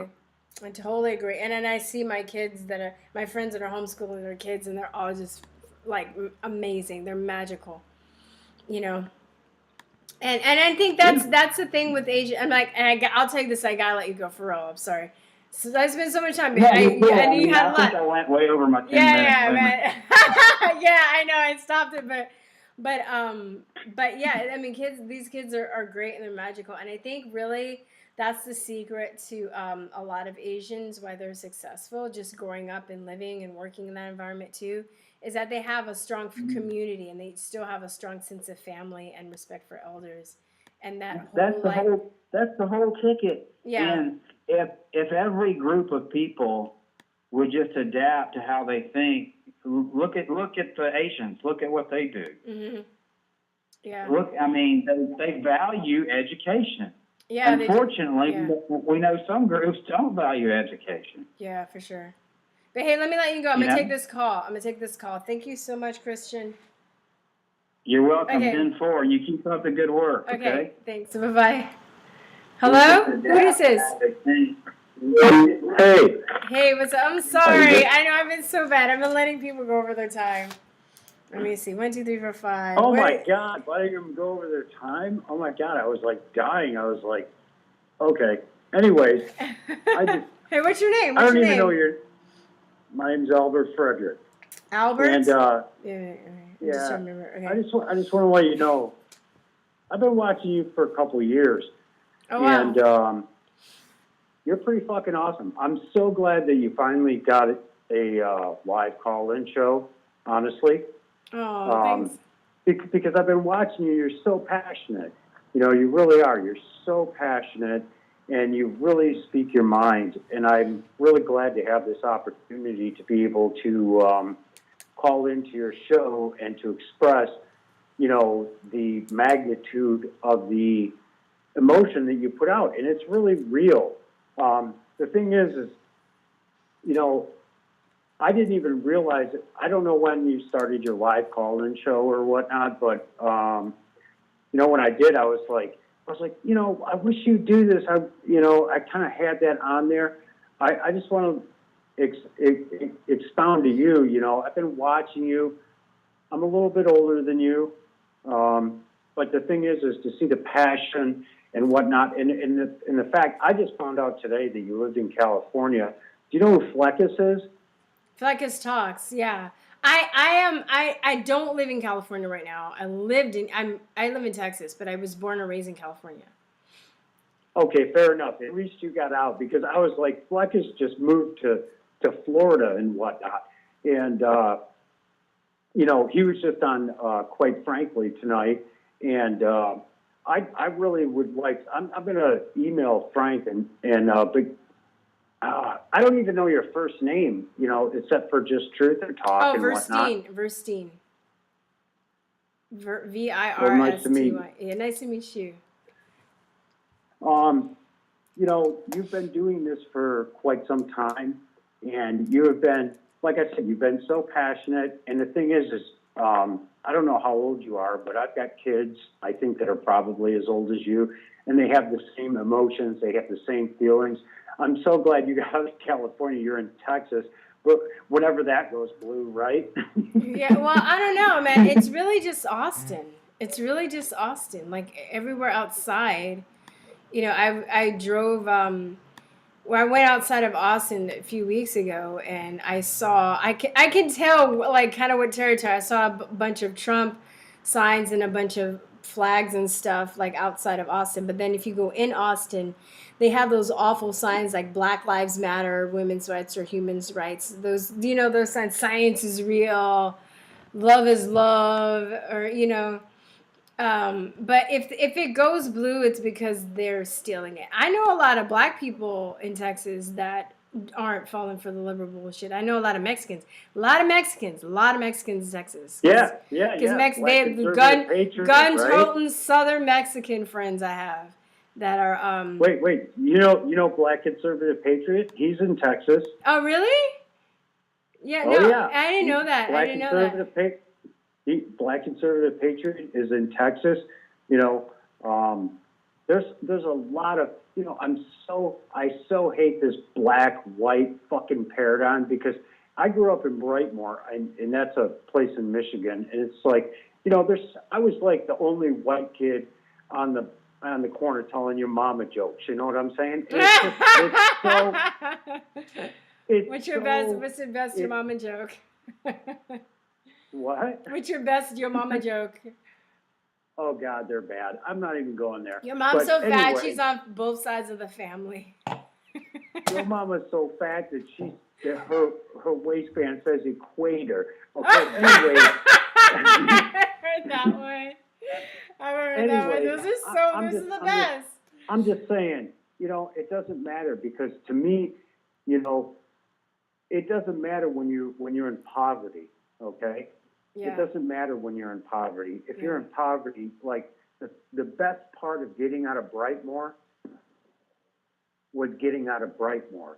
So the thing is, you know, poverty affects all types of people, white or black. You know, look in the Appalachian Mountains. You know, there's so many things. Poverty is a thing for our nation, and to be able to lift everyone out, regardless of race or whatever, you know. But the whole point is, it has to be Americans. It can't be illegals, okay? Because they're invaders. And I love that when you speak like that, because it's what it is. And our politicians don't give a shit of who they're bringing into the country, because they're looking for a result. They're looking for a communist dictatorship, and that's what it is, you know. And I'm not, you know, for Trump either, because as far as I'm concerned, he's a Zionist. And, you know, what kind of president, and again, too, I want this to be taken with a grain of salt, but literally, what kind of president says, you know, we're going to print trillions of dollars and give them to the people? Because the velocity of money, while we're shut down, the velocity of money is shut down in the state. But we keep paying people. We're paying people that work at Burger King, you know, their unemployment plus $600, and they're trust me, they're going to extend it again. And the thing is if you've ever watched anything on Zimbabwe, you know where we're headed, and I think you do too. Yeah, I know, but you know, I'm a little bit torn on that just because right now, I'm making less money in unemployment even with the $600 bonus. So for me, like, I mean, and my mom doesn't have any place to go, like, you know, right now. And she was laid off and she was getting paid by her job up until like a month or so ago. And, you know, her job they're not like, you know, they're people that don't have a job to go back to. So, I mean. Oh, yeah. It's messed Greg up. Mariano. Greg Mariano, that's another great YouTube channel. You know, I think he said 42% of the businesses on Yelp. You remember what you know what Yelp is? Yeah. Saying that they're closed. Okay. Well, let me tell you what it was before it was Yelp. It was the Yellow Pages. Yes. Because we used to have a book. Yeah. Okay. And they would deliver in front of the door. We used to have a book. And the white pages. Like 4 inches fucking thick. Okay. So think about this. Just put this in perspective. That book, the Yellow Pages, for your area was like 4 inches thick. They delivered it every year so you could find the businesses. Yeah. But then it went computerized. So right now, Greg Mariano, and for your listeners that don't know, you know, check out his channel. He works for the Trends Journal, which is Gerald Celente, okay, which is the Trends Journal YouTube. Yeah, but the guy, anyway, he's the Italian guy that's really funny, right? With the short hair. Awesome. He writes financials for that. So think about this, getting this 4-inch book delivered to your house last year. And now that book is like almost only 2 inches thick. Those are private businesses, you know, small businesses that have been run into the ground. And they're thinking about having a stage 2, you know, the stage 2 COVID, because watch out, it's going to get you. You put your mask on, put your goggles on for something that's has a 99.9% survival rate. Yeah. Because it's not about that. It's about destroying our economy. Yeah, it's very true. I mean, I don't know. There's nothing. It's scary, isn't it? But it's what's going on. It's scary, but you know, I've been at this for at least 10 years, and I'm kind of just in shock because a lot of stuff that me and my friends have been saying for years is actually starting to happen. You know, like you kind of follow the trends and you see, like, I'm not surprised that they try to, you know, that they planned a pandemic, quote unquote, right? And it there's so many agendas attached to it too. But let's pause for a second. Let's don't say they, because they is everyone. This is our government, okay? In government, if you look up government, it comes from mind control. It comes exactly. So but I mean, not just our government, though. World government. So when I say they, I'm talking about, you know, deep state in our country and in other countries have collaborated to. That's great. Because they meet at Bilderberg every year. They have the Trilateral Commission. You have all these, you know, people, this Hollywood. You know, it's not you know, it's so when I say they, I mean not just our government, it's all over the world. It's you know, the dark side, the deep state, the Illuminati, the elites, the globalists, whatever you want to call them. Those are the they. It's like it's like the United Nations and the World Economic Center is what that is. These are a bunch of unelected people that choose to govern over everything. Yeah. I don't know if you're aware or not, but the United Nations told Trump the other day to stand down. So they're going to have blue helmets. They're going to have blue, or else what? You're going to send blue helmets to the United States? Because, you know, any helmet that I see that's blue is a target, if that makes any sense. Yeah, no, You know? because that's how they go into the third world countries and they take over, right? The UN armies and stuff, right? Yeah. You remember watching Michael Jackson? All I can really say is they don't really care about us video with a bunch of blue helmets standing around. And then you look at New York and you look at California. You got the fuck out of California. Fleck has stayed held on as long as he could. And all his buddies bailed. And and they're talking about I was talking about tonight on Quite Frankly, and I want you to check out his Quite Frankly show too, because you're going to dig it. But anyways, what we were talking about tonight on there was the fact that it's like a cult. This whole democratic socialist thing is a cult. But guess what? You're a cult too. I'm a good and cult. You're a cult too. So all your listeners are in a cult. Yeah. Cult is derived from the word Culture. Yeah. You understand? Yeah. So we share a culture. And, and I've been watching you, like I said, for more than a couple of years, I believe. I've watched some of your earliest videos. I'm like, who is this chick? She's like so young and she's like so on it. And like I said, I love your passion. I love what you are bringing out, and you're always honest, and that's all you can do. And that's the cult that I choose to be in, if that makes sense. Yeah, no, it does. And if you want to call that the silent majority, because the thing is, it's like everybody's like, oh, you're going to have to get this vaccine. Oh, you're going to have this, that. They're shutting our cult down because Silicon Valley has this. They think they have this majority. They don't. And the thing is it's all in these major metropolis cities where people don't want to do the things that they need to do to be able to move forward in their life. They're dependents. They're like suckers. They're just lead the public. And as long as we choose to be bled, as long as we're going to be bled, you watch that vampire movie. Gosh, I forget who was in it, but he just kept being bled and being bled out in the web. And there was these like vampires chicks or whatever. I think it had Johnny Mnemonic guy in it. But anyways, it doesn't matter. The whole thing is it's going to continue until we say stop. Exactly. If that makes sense. It's like these narcissists, right? If you're in an abusive relationship and you don't leave, you're going to keep getting abused. You know what I mean? It's like that, right? Yeah, it's like what do they call it? The battered wife syndrome? Yeah, or something it's like that. Yeah, and it's like, you were saying that. Oh shit, the battered wife, the abusive relationships. I have one more thing I was gonna say on that. Damn it! Sorry, it's getting late.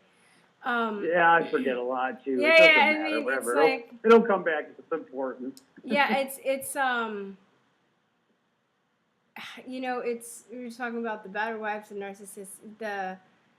It's not gonna stop until people. Oh, I know what I was gonna say. Do you know the difference between a good cult and a bad cult, or what makes? I think this is my distinction. Well, wait a second. Wait a second. So good cult and a bad.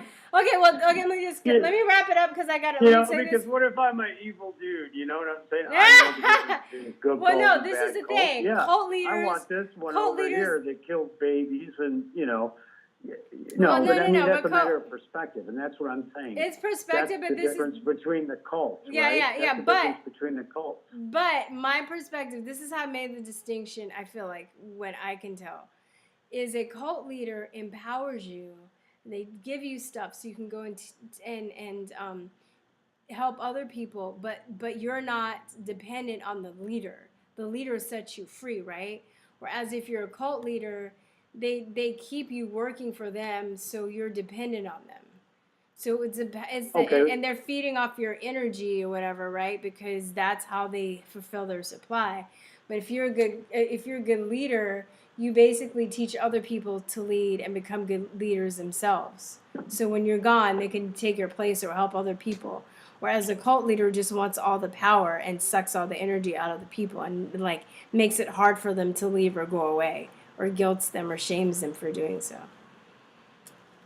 Yeah, you're talking about a constitutional republic versus communism. Yeah. Okay.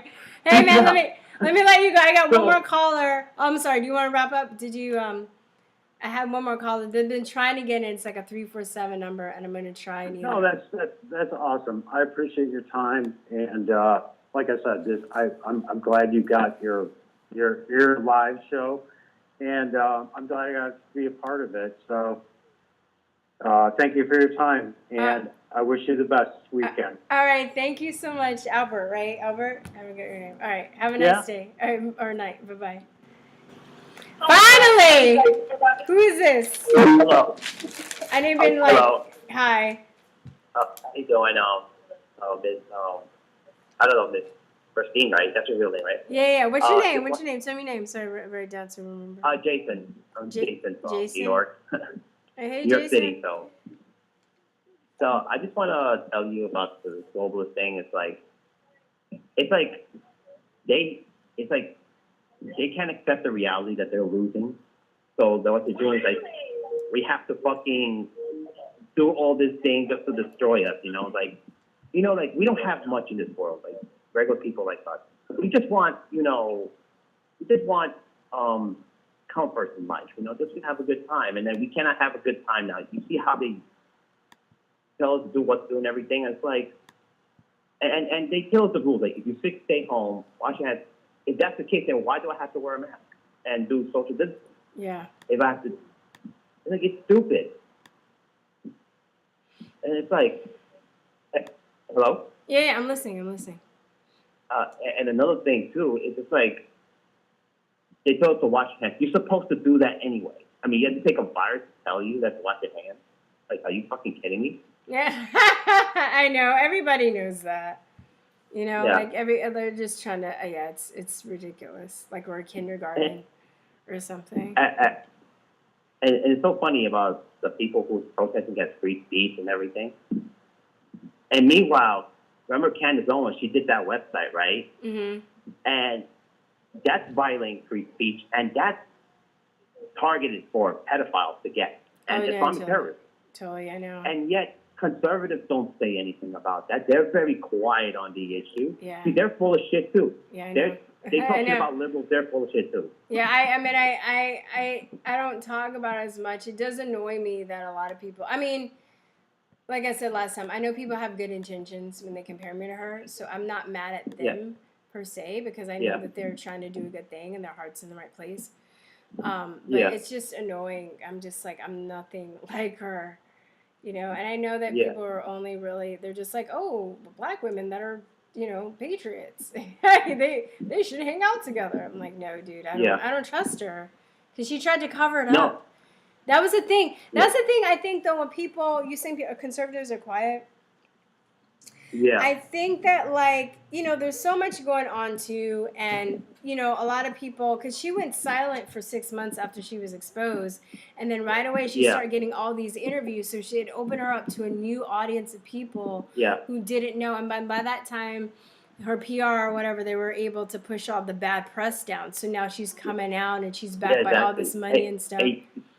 Yeah, so... Huh?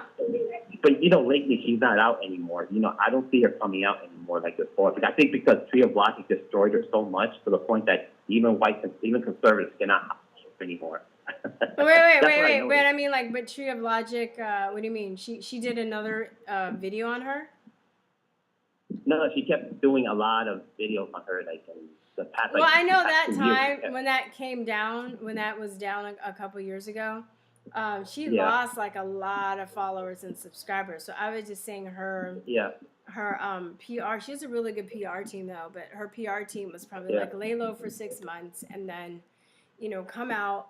And then, so all these people, so well, I guess the point I was trying to get at, you were saying a lot of conservatives don't see it, but I also think that they, they haven't really looked into it, and they're also just like, they're like, oh, because some people, when I've said that, they're like, oh, but she apologized. I was like, okay, but doesn't... No, she didn't. She no, never did. She never did. Yeah, there's not... Actually, she said she never apologized. No, she didn't. She never... She said in the... She in said the she never... No, no, Infowars she episode, said she no. never... What? Go Yeah. ahead. In the Infowars episode, she said, I feel like I never did wrong, she said. She actually admitted that. Yeah, she said that, but she also tweeted something on Twitter. Yeah. It was like, I will never apologize because my Yeah. heart was in the right place. But I'm just like, dude, like people had to hassle her to take it down. She didn't. She had all those. She said she had 22,000 profiles ready to go, and I know she didn't erase those damn profiles when she took her website down. She probably still has them. And who says that they're not using her website and her technology to dox today? But my thing is, a lot of people too that are, this is the thing that makes me suspicious about her, is that this is, if you could look for this information on her, it's not too hard to find on the internet. It's a little bit work because they push it down, but it's not really hard if you want to look into the real story. But why would you back somebody that has that kind of psychological profile unless you want to use them to your advantage? And that's what the elitists and people like that do. They like to take people with dark past and give them powers so they're controlled. Yeah.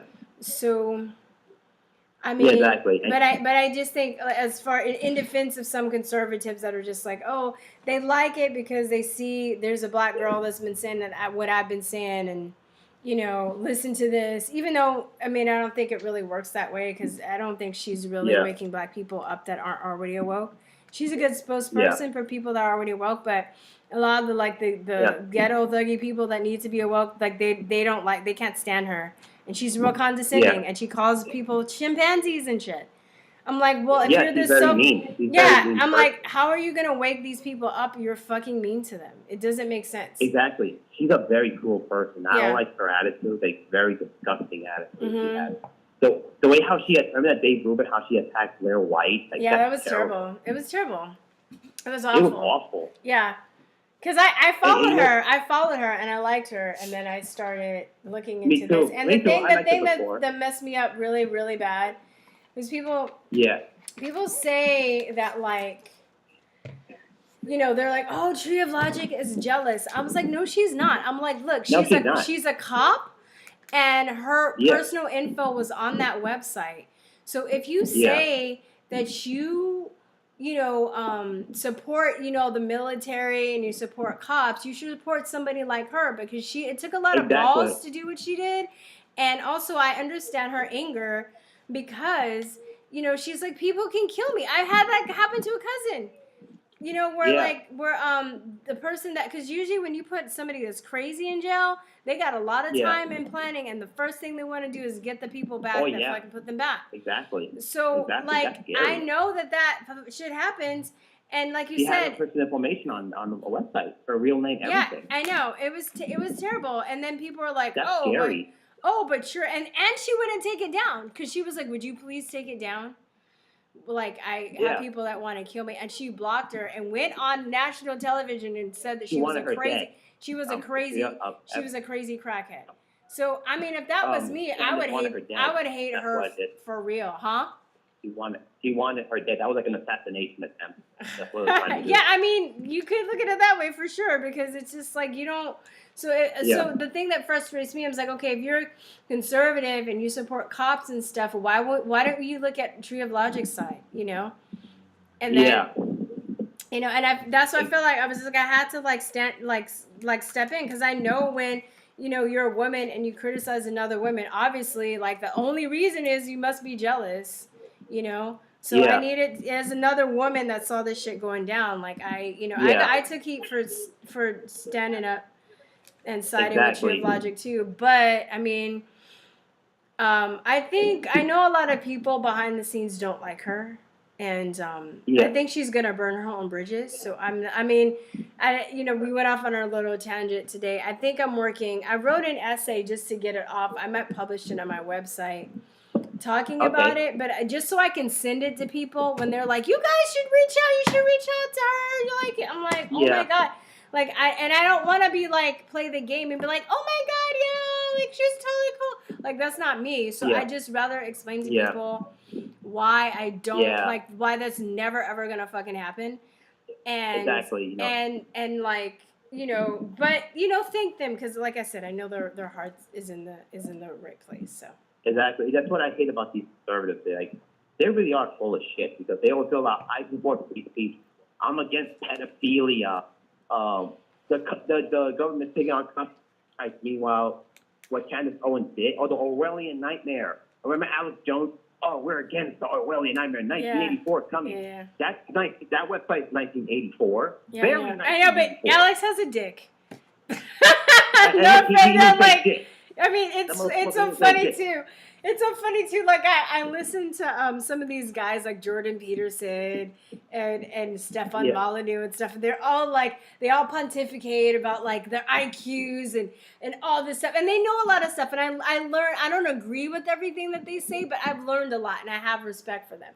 But I'm like they think they're very educated and then put them in a room with a girl with plump titties. They will sell their country out. And I hear people say women should never rule because they're too emotional. I was like, well, how about the men that will, they'll sell their country out for a pair of tits?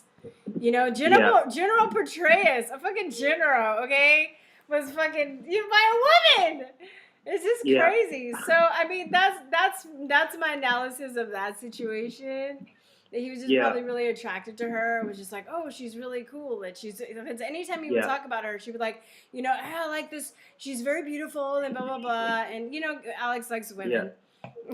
Alex likes beautiful. He likes beautiful, smart women too, though. He doesn't like ditzy girls. Yeah, but the thing is, like, what is it about Candace Owens? It's like he creates this website that's very 1984, and then like I tell these people like. And then I realized who these conservatives are. It's like, well, did you realize that there's people? They're people. Not to be a smart ass, but I mean, like, this is the thing. I feel a lot of people see all the corruption that's in the Democratic Party because it's exposed. There's a lot of dirty Republicans either. I don't really associate with any political party. I love my country. I love people. I love seeking truth. That's where I'm at. But a lot of people walk away to the conservative side thinking that they're safe. And then this is the whole like left-right paradigm where they play us against each other and they're like, conservatives are this and blah, blah, blah. The only reason I would say that I feel the Democrat Party is a danger and is a huge threat is because the corrupt people are using the leftist tactics, and they also have a lot of power. They own the tech, the tech industry is mostly leftist, academia is mostly leftist, Hollywood is mostly leftist, science is mostly leftist, and they're using that ideology and that psychology to bring their agenda forward. Whereas if it was the other side, if it was like the right-minded people, that the extreme right-minded that were in power, they would be just as shitty. So I don't believe that being a conservative like makes you a better person. It's like you get like a fucking. But there are people that believe that. There are people that believe that. It'll be the same way. Yeah, but I'm just saying because of where we are in history and what's taken place, this is the circumstance that we have right now. Yeah. But I don't believe that, Republicans better or this or whatever. It just depends on, Yeah, exactly. And it's like, to me, about President Trump, he's not a Republican. He's more like an independent party candidate. Like a Ross Perot. He's like, Ross Perot. Yeah, I remember Ross Perot back in the day. President Trump is like Ross Perot became the president. He's like that. He reminds me a lot like Ross Perot. His attitude like that. Because Ross Perot has that same character like he does, like Trump does. He had big ears. Yeah. Yeah, I remember. What I like about Trump, man, he reveals everybody's secrets, man. Everyone. Did you And see? you know what's so crazy? I mean, the liberals are more crazy. I mean, I don't like liberals. They're freaking nuts. Well, They're like I psychopaths. said, I just think it's the balance of power in history right now. But I think, Exactly. and now Yeah. they're nuts. Now they're nuts. But it could be the other Yeah. way around. But yeah, but Yeah. that's because they're being brainwashed and because they lost the election. So Yeah. that's why, and and there's an arrogance too that comes with these people that are in power. It's like they don't want, Exactly. you know, it's like it rocked their Yeah, world, exactly. you know? They don't want to be above everybody else. They just want just all about them and no one else. No one can go above them. Yeah, See, that's the exactly. thing. And that's, yeah. Go on. And what they're trying to do, the globalists, they want to destroy the middle class and make everything rich Yeah, and poor. That's yeah. it. But that's the balance That's of what they- power. That's how they keep, for sure. Yeah. Exactly. Because you know, that's why they're destroying. That's why they did this lockdown too, to destroy small businesses. Because small businesses are good competition with the big businesses. So they want small businesses to be destroyed because small businesses create the middle class. And they're taking change out the circulations. Yeah. You know, So like, that's why what the hell? Yeah. Yeah. And people are so stupid with these masks. I think to myself, how do people do it? You know, when I wear it, you know, I have no history of medical problems. I don't have a single history of medical. I don't have asthma. I don't have anything like that, right? No heart problems. I have trouble breathing in that thing, and I have problems, and I have no health problems.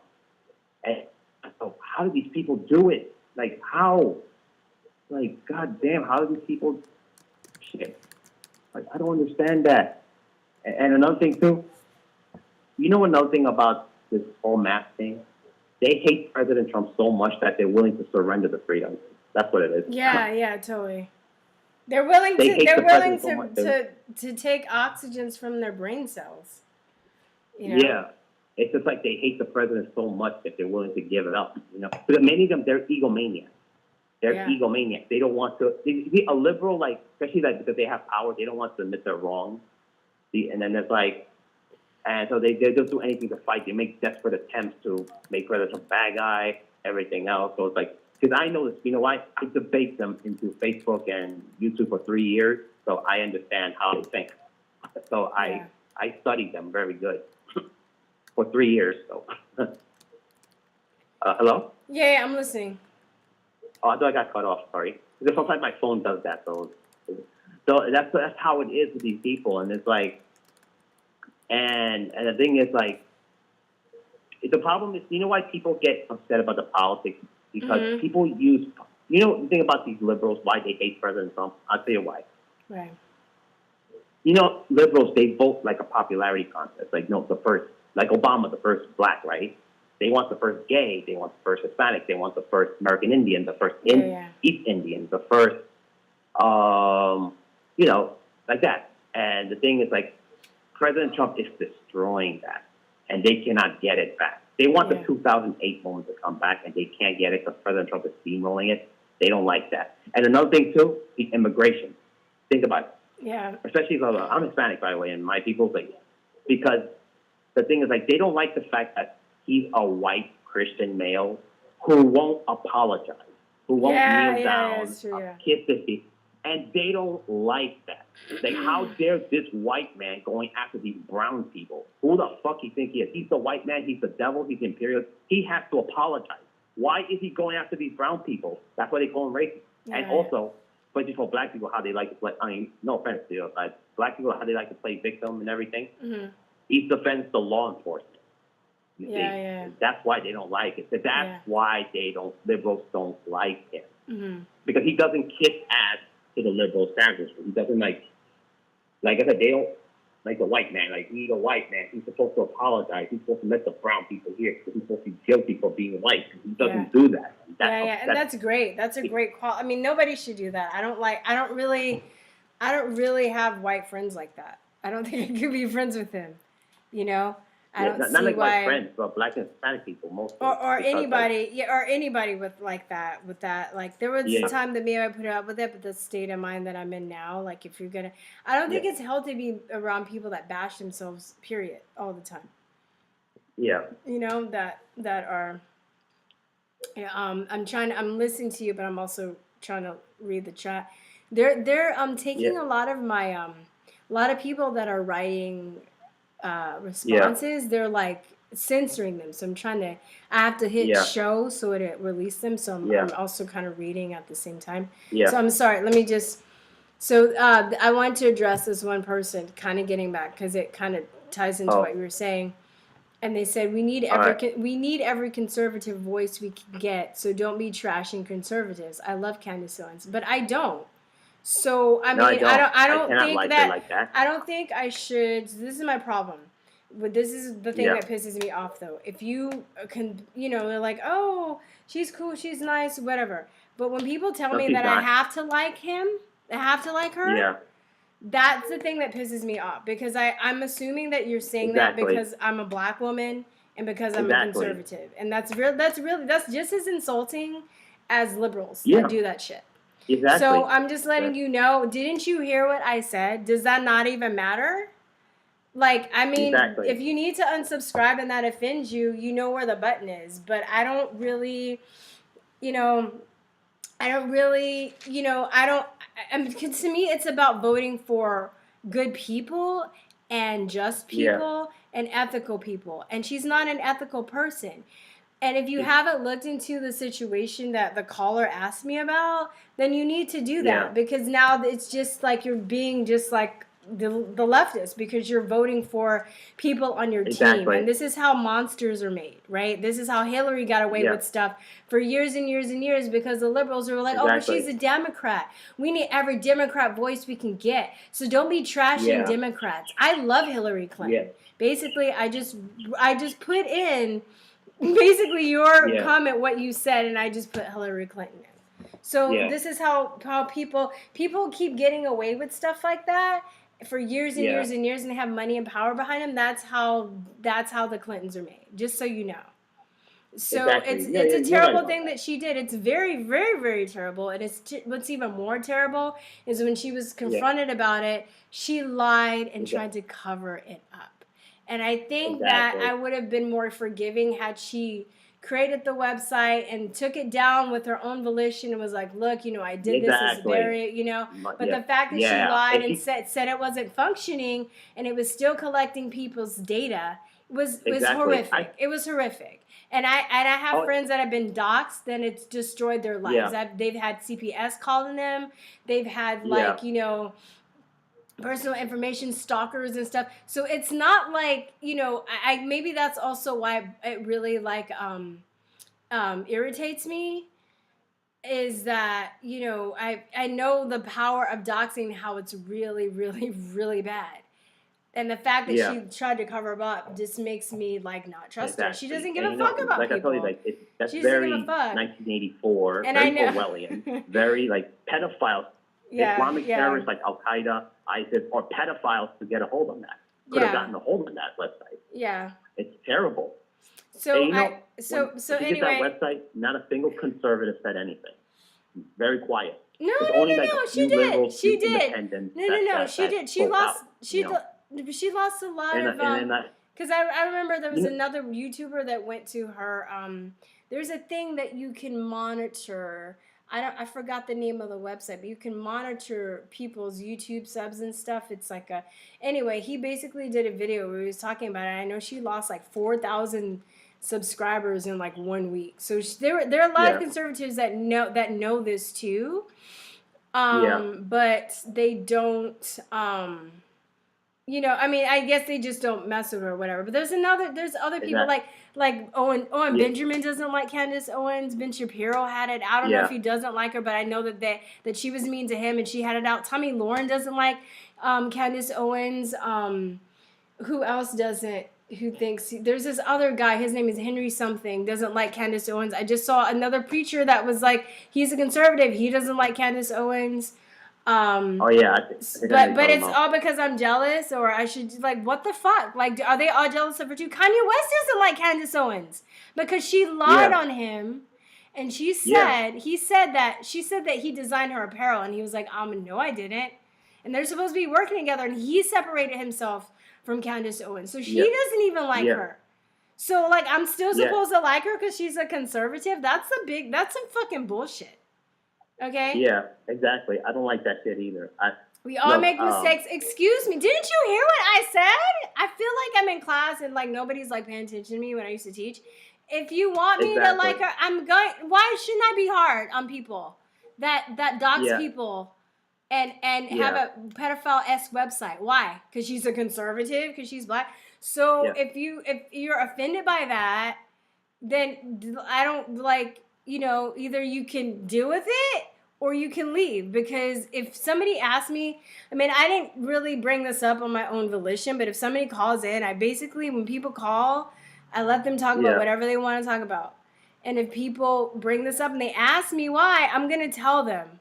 I'm not going to play. And I've been advised, people like, oh, you shouldn't just be like, oh, you know. And if I was like on a national interview and somebody said something about it, I'd probably, who the fuck are you to tell me that? Yeah, I'll probably like skip the question because I don't want to just spend energy on her like I have now. But I'm like, what do you mean? Please don't be hard on a woman that created a website for pedophiles and covered it up. Explain. Why shouldn't I be hard on her? I don't understand. Yeah. So I mean, you can't just be. You can't have this. You can't have this left-right mentality of conservatives are good and Democrats are bad. It's not. That's not what this is about. It's about good and evil. Yeah. And they're on both sides. They're on both. They're not. You know, there's some people that are still Democrats. They're not bad, but the party itself, what they're engaged in, their politicians, they're doing bad. But I don't think just because you're a Democrat, you're bad. You're like a bad person. And I don't think just because you're a conservative, you're a good person. So I mean.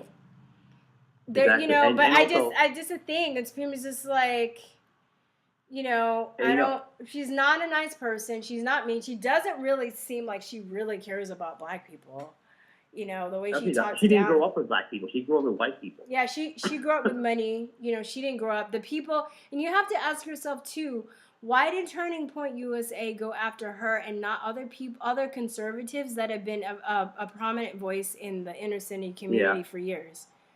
What's it like, Sonny Johnson, and there's another lady, I forgot her name. I think she was in the Army or the Navy. Yeah. And then there's other black women that are like fucking amazing, like Antonia Okafor, or I don't know if I'm saying Okafor. I don't know what that is. She has gun knowledge and shit. She's super smart. She's beautiful. I think she's like African or half African or something. And there's that Jasmine Connors. Like she kind of does poetic stuff. And there's like Joy Villa. There's like who else? Oh, I didn't know about that. Red Pill Rage. There's other like Diamond and Silk. There are other black women that are just way more like cooler.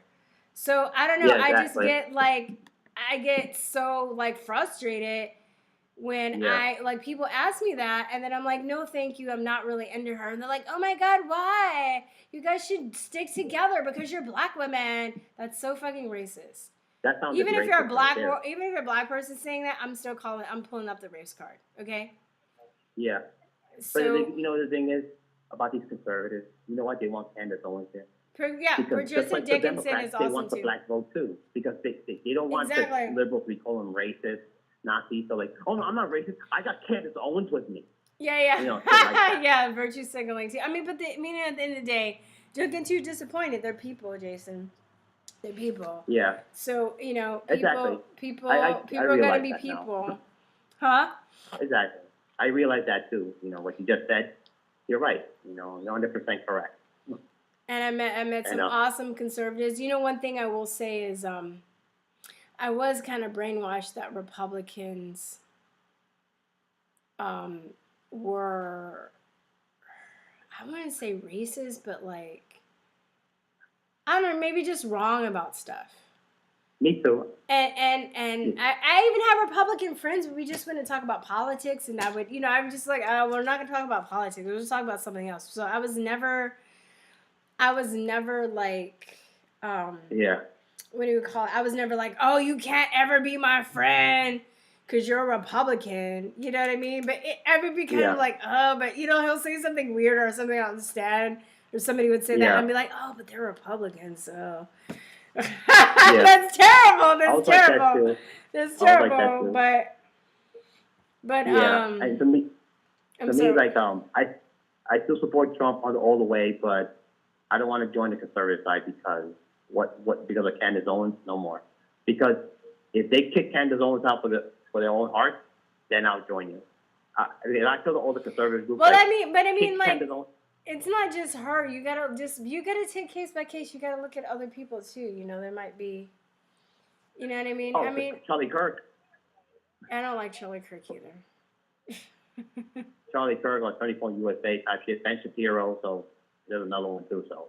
You like Ben Shapiro or you don't like Ben Shapiro? No, I don't like them. Why don't you like Ben He's a Shapiro? fool. I mean, Not I don't like because, him either, but I want to know why you don't like him. I hate the way he talks. He sounds so fast because he's on the hurry, and also like he acts like he's like a prodigy. Like, you know, like my wife is a doctor. I played a violin when I was a kid and shit like that. Like who gives a fuck? You know. And Yeah. Another thing too, he never liked Trump in the beginning, so that's why he. Oh, that's right. He trashed the president also when he was in campaigning. So therefore, like, I really don't give a shit. Yeah, and you know what's so crazy? It's like, you realize because of this whole Black Lives Matter, you know that black and even Hispanics too, they're very easily manipulated. The white, you know, it's so funny how black and Latinos go about their pride of their heritage, the white man take us down, but yet white, racist, globalist, liberal, billionaire Democrats manipulated them, and they don't see that. And they're going against everything they stand for. You should. Hello? Yeah. You should. If you can get this PDF, it's free. You can probably find it on the internet. It's called Industrial Society, and I know I've brought this up before. It's the Unabomber Manifesto. He talks about how they're going to use the left. It's fascinating. This was written in 1995. He talks about how they're going to use the leftist psychology to manipulate people. And a lot of it has to do with PTSD and trauma. Yeah. So if they're already, like I forgot who I was talking to earlier in the show, but if they're already dealing with some kind of trauma that they haven't healed, then they're easily manipulatable. So for instance, maybe there was, because, you know, I support cops, but at the same time, I know cops are fucking people, and not all cops are always right. They're not always right. They're crazy. Yeah, you know, they're just people too. I think like in like the military and police work, it mainly, maybe there's some people in the middle, but it mainly, from my observation, draws two types of people. And either it's psychopaths that enjoy like getting power off of people, or it's people that have really big hearts and will defend their life for people. So like with the psychopaths, they get out of line too, but I don't really think that you can control that to a large degree, because that's just like human nature, you know? And the psychopaths are like, what was I going to say? They, you know, they get crazy too. And if you just happen to be a psychopath who's also racist, they're going to, you know, take their anger out and their frustrations or get off on, you know, beating up people because they're black. Now, if you are a victim of that, which I know people that are, and I know that they were good and they weren't even thuggy, and they've been victims of that. So I think that there is a disconnect where a lot of people get mad when they're like, oh, because our conservatives, you know, I know I'm being general, but they'll say, oh, there's no racism. There is racism. Not to the extent I think that the left is trying to make it out to be, but there are people like that. But if you've been a person, I mean, yes, it's racism, but not like in 1940, 1950. But if you were like a person that's been traumatized by a cop, that's been abused by a cop, that's been framed by a cop, then you're gonna automatically hate more policemen, and a lot of times that might, like, if you see somebody like George Floyd get killed, quote unquote, on TV, it's gonna trigger that in you if you haven't sorted out that all cops aren't bad. You haven't sorted out through your trauma, whatever that trauma may be, whether you got beat the shit beat out of you, whether you were accused of a crime. You know, I don't know if I've told this story. I've told this story a long time ago, but my dad moved out. He's from Colorado. He moved out to California, was in the film, was one of the few black editors that was working on at ABC television. He knew how to do the old school, like cut the film and splice it. Like anyway. So he was driving home from work one day and these two cops arrested him, put him in jail and accused him. I know this is crazy. I'm like really stereotypical, but accused him of robbing a Kentucky Fried Chicken, right? Oh my God. So he had an alibi, and that alibi was the fact that he was working at the studio. But my dad was like, oh, so they let him out. And he's like, oh, you're wrong. I'm going to sue you. Give me your badge number. You guys are going to fucking pay for what you did. And then the dude was like, oh, yeah, well, we'll just find drugs on you. And dad was like, you know? But my dad, the same way, and he's had some fucked up, he's the first person that's told me, he goes, you know, I've had some fucked up situation with cops. And I've had some, and then I've had some situations where the cops have saved my ass. So he was just like, he would be the first person, even after that incident, he would be like, okay, well, cops they're people. They're people. Yeah. They're not, you know, they're good cops and they're bad cops. And he's never really jumped on this whole like, oh, look. But, you know, after Rodney King and all that stuff in LA too, you know, when those cops beat the shit out of him and they got off, like that stirred up a lot of racial tension. And I knew before that a lot of people were like, finally, we're going to get redemption because we've been saying that cops have been abusive for years. And finally, like, you know, it looks like VHS tape. Somebody had a VHS tape. Yeah. And they're like, finally, you know, and then when that shit went down, people lost their fucking minds. People lost their fucking minds. And they were easily manipulated. I mean, you know. So. Yeah, exactly. Like, you know, like, it's really crazy, like, these people, the way they think and everything. It's like, and me, with the kind of zones, I'll ask the conservatives this question. I mean, I'll ask them, you say you're for the right, you support police department and everything. Do you really believe that? Because you support Candace Owens and you ignore what she does, what she did with the website. So I ask you this question. Do you believe, are you true to yourself or are you just being a liar? Like, what is it about you? Or about the conservatives with using her as a black vote. I said, do you care about black votes? Are you going to help the black community? Or are you going to be like the Democrats? You're going to cheat them out. Like, that's the question you should ask conservatives. Yeah, exactly. Yeah, I think that's what they're planning to do because they don't do any outreach to the really, I don't see, maybe they do. I haven't seen it. I'm just saying I haven't seen like Turning Point or any of these, you know, they haven't really done any outreach to the people, the black people that really need to wake up. They're going after the middle class blacks and blacks that are already awoke. Yeah. And, you know, they're trying to get their energy and their vote. So, you know, it's interesting. I think this is the last call. I went way over. I'm sorry about that. No, dude, don't ever apologize because I think I took 1, 2, 3, 4, 5. You're the 7th call. Yeah, of course. I've been sleepy. I've been getting up early in the morning, so I'm usually in bed before now. Oh, yeah. So that's why I've been like. So right now it's 10:15. I feel like I'm drunk, huh?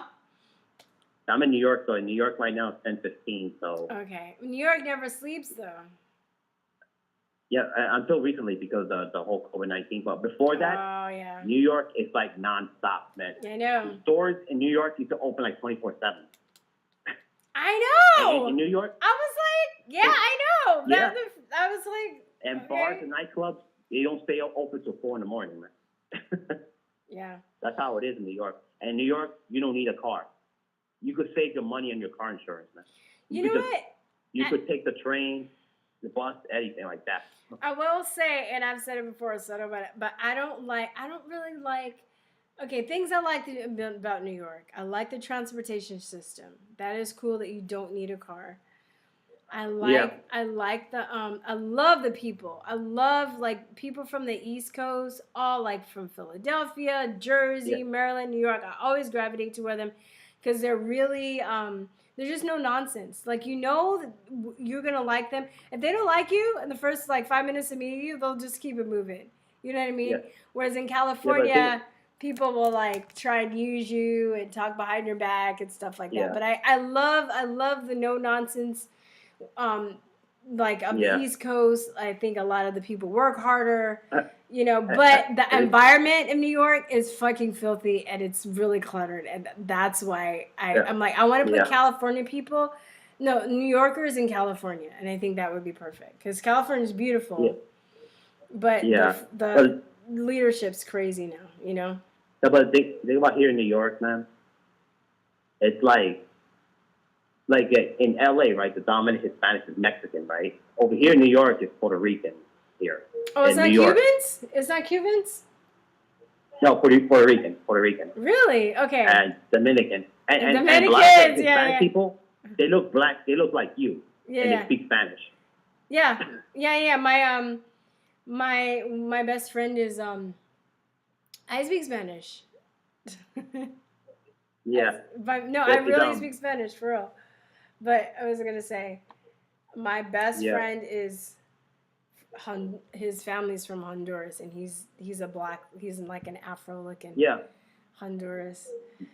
You see that a lot in New York. In New York, you see that. It's common in New York to see that. Yeah, in New York. Yeah, it's cool. I mean, it's a nice mix of different cultures. Oh yeah, yeah. Because I know in LA sure. everything is segregated. Yeah, it is.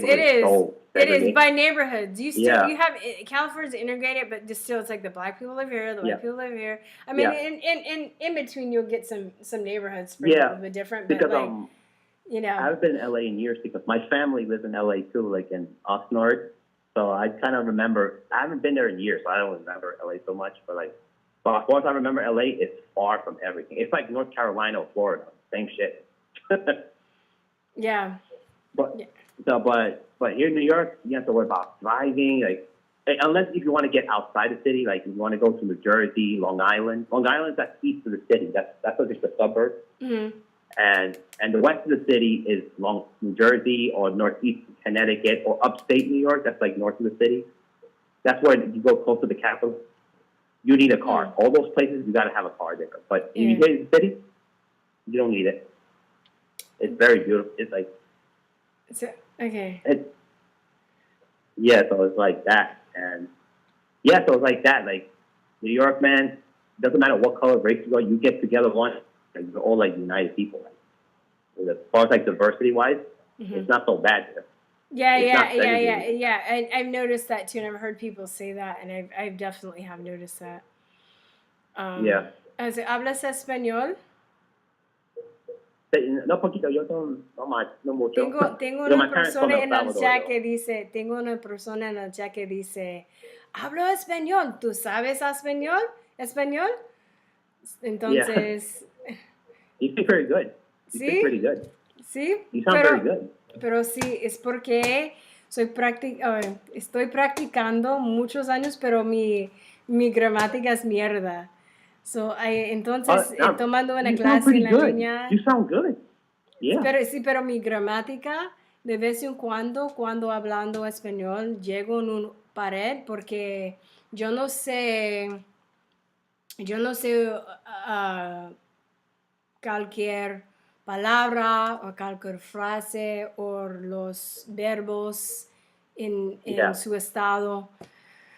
And, sí. Oh, you sound very good. Very good. You say you don't sound very good. You get broken and stuff, but you sound very good. You don't sound bad. My conjugations are like really bad there. I'm really working on that because I mean, like I know a lot of words and I can express myself okay, but then I'll be like, if you don't leave me alone, I'm going to kill your face. You know what I mean? Like I'll just say, like I know, like my broken grammar sounds like that to other people. You sound good. You don't sound bad. You don't sound bad. I'm being honest with you. Look, I'm Hispanic myself, and you don't sound bad. Okay, thanks. You tell me, right? You tell me. You were like, girl, you need to like fucking. But I was a language teacher, and I like languages and stuff too. So it's kind of it's another music and languages. They're like the same thing. Music and languages are the same thing. Yeah. But you sound very good though. I hear you talk. You sound clear. I could understand you 100%. You don't sound bad at all. Oh, okay. I swear, you do not sound bad. You sound perfect. Thank you. But I always Honestly want to be speaking. like, I'm Dominican and like fit in with the Dominicans in New York. Like I totally pull it out. And if some people Oh would yeah, be like, if Dominicans, I a was, lot of them here, and they if look I, like you. Some of them look like you. yeah, I would do like, I would speak Spanish and they're like, oh, like there's this guy that I used to work at the hospital, and he was Dominican, and he was like a black Dominican, and he was just like, Yeah. we start talking and stuff. He was like, de donde eres? I was like, LA, you know? Or I'll like fuck around with people and I'm like, so nicaragüense, and they're like, what? Mira, tigre, tira esta vaina. Oh yeah. That's Dominican. Mira, que esta vaina, tigre. Mira, But mira, the crazy thing mira, about tigre. Spanish too, you kind of have to like adjust to different accents. Yeah. Because even what I can have a conversation with you, but sometimes I can't understand what other accents are saying until I get. But we got like our saying. It's just like in English, like like from English from here and English from England, like that. Yeah, exactly. And then you have English, you have Singaporean English, you have all this other stuff, and the same thing. Because I lived in Taiwan for 2 years, so I'm picking. My Spanish is my dominant language, but I also I'm learning Mandarin, and that's another fucking thing too. It's like that's too far out, man. Well, dude, let me tell you about Mandarin. What's really like each language has their pros and cons. Like Latin has like this thing called declensions, which I don't even fucking know how to explain. And then Spanish, they have Spanish is they have a lot of cognates, and especially when you start talking about more sophisticated things like sciences and philosophy, a lot of the words are actually the same in English. It's really kind of like the lower level stuff in Spanish that's harder, because we're like philosophy, filosofia. You know what I mean? Like just like science, ciencia. You know what I mean? Just stuff like so. It's really close. And so because it's Latin based, and when you get into certain areas, certain jargons, a lot of the words are Latin based, so you can recognize them easier, Spanish right? came from Latin originally. Yeah. Spanish, French, Portuguese, Romanian, they're Latin, right? So that's similar. But Chinese, the only thing that I think scares the shit out of Chinese people that speak Chinese is like the characters and the tones, right? But the thing that's awesome about Chinese is they don't conjugate their verbs. You don't have to learn verb conjugation. So if you know the verb, there's a character that you can put like by the verb around, depending on the structure of the sentence. But you can what was I gonna say? But you don't have to learn like verb conjugate. So if you know the verb and you want to say the verb, the character for the past, you just use that character. So that's the fucking awesome. That makes it easier. So you don't have to learn all these conjugations and shit. Oh really? Yeah. So if I say like, for instance, if I say 我要游泳, which means like I would say 我要go, like I'm going swimming, right? That means 我要 going 游泳, I'm going swimming, right? So that's like swimming in the present. Now, if you say 我要游泳了, somebody's like, your tones are terrible. But if I say 我要游泳了, that means I swam, because you added la. So it's flipping easy. Past tense? Huh? Yeah, you just there's a verb for the past tense for all the tenses, and you just add that verb, you add that character to the verb that you want to say. So you don't have to learn conjugations. And they're also very particular and very practical. It's a more logical language than English, because they're very practical on like how they describe things, right? So the example I notice is DN, which means like electric, right? There's a character for electricity. So DN sure is TV. DN now is computer, right? If you say now means brain. So DN now, electric brain, means computer. Does that mean like you can add them and put them together, and once you know like kind of the root words and stuff, you can even describe, even if you don't know the correct word, you can like you can put the characters together and describe what you think. You know what I mean? Oh. Like if you don't know the technical word and get your point across until you're very what do you call it? Yeah. Until you're very versed, but you can be like, what is that? Like it'd be like lights fixture stick thingy. They're like, oh, a lamp. Yes. You know what I mean? Like something like that. So it's fucking dope. It's dope. Yeah. But anyway. do Chinese have alphabets? They have radicals. So like each, I don't know if I can set it up, but now I'm like getting in teacher mode. Each little character is like in a box, right? So when you're learning to write, I don't know how to write that well, but when you're learning to write, you write in a box. And there's something called a stroke order, which we have stroke order in English, right? Because we write an A like this, like a certain way. Right? We don't write an A like this and like that. So the Chinese have the same thing. Every language has a stroke order to their alphabet or their letters. And within the block letters, there are also little radicals that you learn that make up that block, if that makes sense. And then when you know the radicals, that's how they use the radicals to look up in the dictionary. And you look up like we have like alphabetization. I don't know if I said it right. When you alphabetize stuff. But anyway, they use the radicals to, whether the radicals on the right or the left, or depending on where it falls in the block, to look up the words. It's not, I don't know. I just wanted to take that time to explain that because maybe I inspired somebody to go out and learn Chinese. Or it's fascinating. It's not as hard as you think. If I was a person learning English and Chinese from zero, I would say Chinese is definitely easier. English is one of the hardest languages to learn. Oh yeah, that's true. I agree. Yeah. So anybody I that learns English, and I tell you right now, I find it hard. English is a crazy language. Oh, you said you teach English? Yeah. Yeah. Spanish is easier though. Spanish, you just see the words, you just pronounce it that way. That's it. Yeah, I mean it's really fascinating. I like languages, and then it kind of gets me. I mean, like I said, I haven't read the Bible in full yet, but it kind of gets me. Shirazad!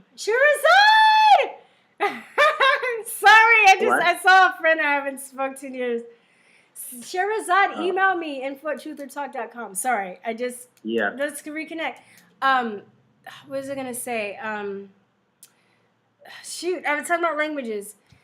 It kind of gets me thinking about the Tower of Babel story, especially when I'm looking at different languages and I see that certain languages has different similarities here and there, and they can all kind of find a way to connect.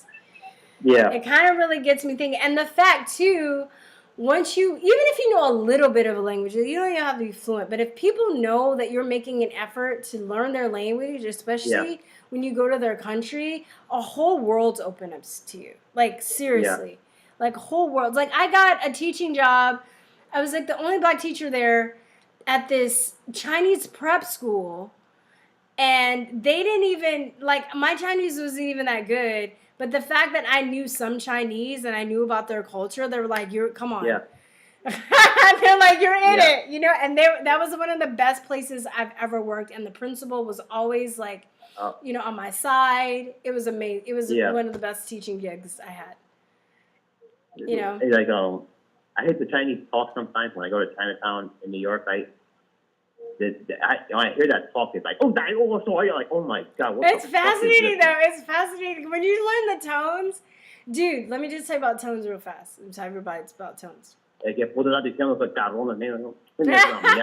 you say, 我感冒, that means I have a cold, right? But if you say, 我感冒, that means I have sex with cats. And I didn't take the tone seriously, because like how when somebody has a bad Spanish accent, they're like, "Como estés? Tu yo soy like Peter," you know what I mean? Like, but you're like, damn, their accent is bad, but I know what they're saying. I know, so it's cool. Like, I get what you're saying, but you're like, damn, their accent is bad. Their accent is not. But in Chinese, you cannot fuck with that shit. And nobody would know what the fuck you're saying. Because I was like, I'll learn the tones later. And that's Yeah. taken me a while because I had to go back and take that shit seriously because I just, I was like, oh, they really can't. Like, I was crying and shit because I would be like, I was trying to say "Duebuchi," which means I'm sorry, and I didn't say the tones right, and I'm like trying to talk to this lady, and I'm trying to tell her, and I was like, "Debuchi." Debachi, like debonchi, like, and she was like, "What the fuck are you trying to say?" Dude, I was just like bawling. I was like, this is, nobody knows, I'm illiterate, I can't read shit here, everything's in Chinese, nobody knows what the fuck I'm saying. It's terrible. You know? That must be a headache for like I know, like Jesus fucking Christ. I don't know, it doesn't bother me. I really I can tell certain languages too. I love the way Russian sounds. Oh, I love that shit. It sounds so mighty. I love Russian language. I have a special love for the Czech Republic, huh? Like the Russians, like, hello, how you doing? I probably wouldn't use Russian right now because I don't know where to use it. And it's like when you're learning a language, you have to be able to practice it in order to keep it up. I mean, there's certain things in all languages that I find fascinating. If I had the time, I'd try and learn 10 languages. German is great. I know French would probably be the one I should learn because I know I have ancestors in Haiti and I want to go back, and I know that Haitians speak a lot of French, and then Africa. I'm like, if you go to Africa, French, Chinese, English, Arabic are like the best languages, and then the local language wherever you're going. But dude, I don't know. I'm sorry. I nerded out. I nerded out on languages. I'm so sorry. Go on. It's okay. It's been interesting. Actually, I should hang up because, other people might call, so I don't want to disrupt other people. I don't know. Is there anybody who's going to call? You might be my last one. No, but the thing is about Arabic, man. Yeah. Oh my God, they sound terrible the way they talk. It's like they're spitting out. They use their drawl. It's very guttural. German's a little bit like that too, but German's like, like they sound like that. Yeah, because it's where they're speaking though. It's I mean, it's all fascinating to me. Like Hebrew is cool too. I see a lot of World War II documentaries, so that's all I know. Oh yeah. I watch stuff for World War I and II. Yeah. So I see a lot of German words and everything, so I understand a little bit. Yeah, I'm like, it's cool. I mean, I can find like really cool things and really annoying things in every language. Hebrew, their language also equates to like a numbers or symbol system and stuff like that. I'm like, damn, it's like, I mean, every language has like hidden gems in it. It's really, really, really fascinating. Yeah. But yeah, I just, like I said, it takes a lot of time and a lot of money, and if you can, the more languages that you can speak, so many opportunities open up for you in so many ways that you probably wouldn't even have thought. The people you can meet, the people you can talk to. That's why I kind of like doing jiu-jitsu too, because it also kind of broadens your international horizons. You have something in common that you can, when you meet people. So. Yeah, I get what you're saying. Like, what's the difference between Mandarin and Cantonese? Like, what's the difference? Oh, okay. So Mandarin is spoken in usually mainland China, Taiwan, maybe a few other places I'm not mentioning. But Mandarin and Cantonese, they have a different tonal system and different pronunciation of their words. So I can know Mandarin, and I can speak to somebody that knows Cantonese, and we wouldn't be able to communicate with each other. But Taiwan uses the traditional traditional system, and so does the people in like Hong Kong. That's where they speak Cantonese, right? They use a traditional writing system too. Yeah, and then. What happens? So a person in Taiwan that knows Mandarin, but that spoken Mandarin, but doesn't know how to, but knows how to write, can communicate in written language with somebody that speaks Cantonese, but doesn't know how to speak Mandarin because they have the same writing system. Is it like English from here, English from England, or like that? Is it like that, or no? It's a totally different language. It's a totally different language. Now, if you compare Taiwan Mandarin to China, then that's like England. Like I think Taiwan's Mandarin it has a more softer tone, like England. Yep. And then like mainland, like Beijing, China, they have this thing called a retroflex where they're like "idiot," like it's like a sound, and it's a little Yeah. bit harsher, and it kind of reminds me of like a New York accent. Oh. If that does that make sense? But Mandarin and Cantonese, but if a Mandarin person and Cantonese talk to each other, they won't understand each other, or No, is it they like won't. They won't would? understand each other. Cantonese has 9 tones, and Mandarin has 4. Oh, they're different languages. They're not the same. They're different spoken languages. Oh, they're different. Yeah, they're different spoken language. Spoken, but written, you can write to somebody and they'll get what the characters mean. But if you were to speak the characters, they wouldn't understand. Does that make sense? Yeah. Same and thing my with wife, right, kanji in Japanese. Like the meanings are the same, mostly the same, yeah. but the pronunciations are different. So that's a different. And there's, like I said, there's 9. I'm not even trying to fuck with Cantonese.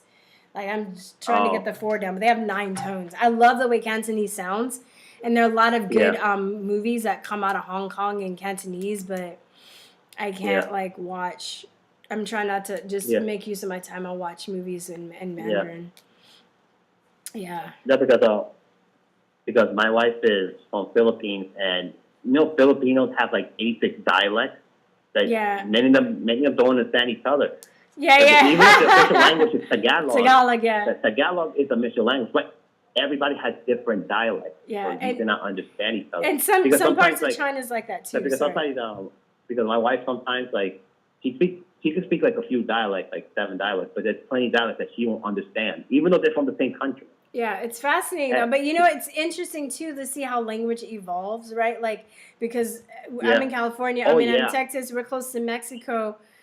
I'm looking at the map right now. Yeah. Those countries that are closer to Mexico are going to integrate their languages with Spanish and English. If you go to Canada, the places like Montreal and stuff speak, that's gonna like kind of bleed. Their languages are gonna bleed into each other. Anywhere you go around like the world, the map, the countries that are bordering on each other, the countries as closest to them with different languages, they're gonna influence each other's languages with either dialect, or they're just gonna end up speaking. I know like Switzerland, they train all their population to speak all the languages that border their country. So yeah. Okay, so like but the thing is like well, here in New York it's like everybody speaks like different languages here and there, and it's like people get the misconception, like people who've never been to New York, they get that misconception that we sound like people like Robert De Niro or Joe Pesci. They think that's like New York accent. It's not the New York accent. Because I tell people, because my wife has like a family in North Carolina, and they're married to like white Americans in North Carolina. And he told me, he never been to New York, he told me that he see the movie Goodfellas, they think that they sound bad.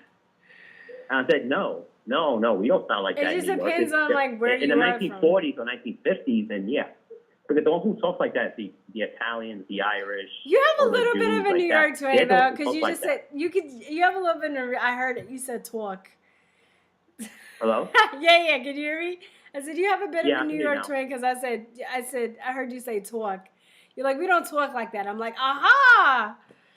Yeah. A little bit, but it's not that heavy. It just also depends on where in New York you're from, right? Yeah. Because like the Italians, the Irish, they talk like that. Like if you go to, because Borough in New York, like South New York, it's called Staten Island. There's a lot of Italians. You hear the accent there. Okay, and I do have a couple of girlfriends from New York. My friend Danielle, she's like I love her accent though. She's like, she's Italian. You're right, she's Italian. She talks like that. Get the fuck out of here. Yeah. I love it. And then my cousin's in Harlem. My cousin's in Harlem, and she has a New York accent too, and I love it. Even though we're at odds right now politically, but they probably tell you, who's this fine-looking Moulignan? He's a fine-looking Moulignan there. Who's this beautiful Moulignan broad there? Yeah, Moulignan, yeah. No, the fucking go Moulignan there. What the fuck out of here? Yeah. That's it. Like my cousin, we were getting into arguments. And she'd be like, you need to open your eyes. And I'm like, she was like, Open Google your it. fucking eyes. Yeah, Open your fucking eyes Yeah, here. yeah. She was like, Google it. I'm like, you Google it. And now like start talking like her. I'm like, you Google it. We got to fight. We were talking about, you need to Google this. Your fucking, Yeah. Open your fucking eyes here. Yeah, definitely. But you know, fucking stupid. The fucking ass. See, but you hear that talk, you go to Staten Island. That's one of the boroughs in New York. Staten Island. Or Long Island, especially like it's a place called Massapequa, Mineola, like that part of Long Island. Like that's east of New York City, like east from the city. Or you go to New Jersey, like that, the northern New Jersey part, like the suburbs. Or like Brooklyn, they define Brooklyn, and that's part of the borough in the city called Bensonhurst, so like that, or north of the city, like in like upstate, like that. You hear that talk there. It's fascinating though. I mean, just like. But in the city, no. Here in the city, you don't hear that talk anymore. We got so much immigrants here that we don't hear that anymore here. Yeah, Hello? I mean, I'm listening. Languages are very but music is a language. I look at that's what I'm into music too. I look at it as all as language. You know, coding is a language too, but you know, they're different coding, and they call them languages. They're different coding languages. But let me let you go. I'm sorry, I went way over time. Yeah, go ahead. It's been nice talking to you. Yeah, I feel you like too. Thanks for yeah, thank you. Let me let me go. I think I'll take one more caller. I'm trying to say 15 minutes. I'm sorry about the call. No, don't apologize. Like I have the power to be like, all right, next caller. You know. All right. So just tell the caller we're sorry. Okay. I don't want the caller to get mad. All right. Okay. Bye. Bye. Don't get mad at me. It's my fault. Una más persona, por favor.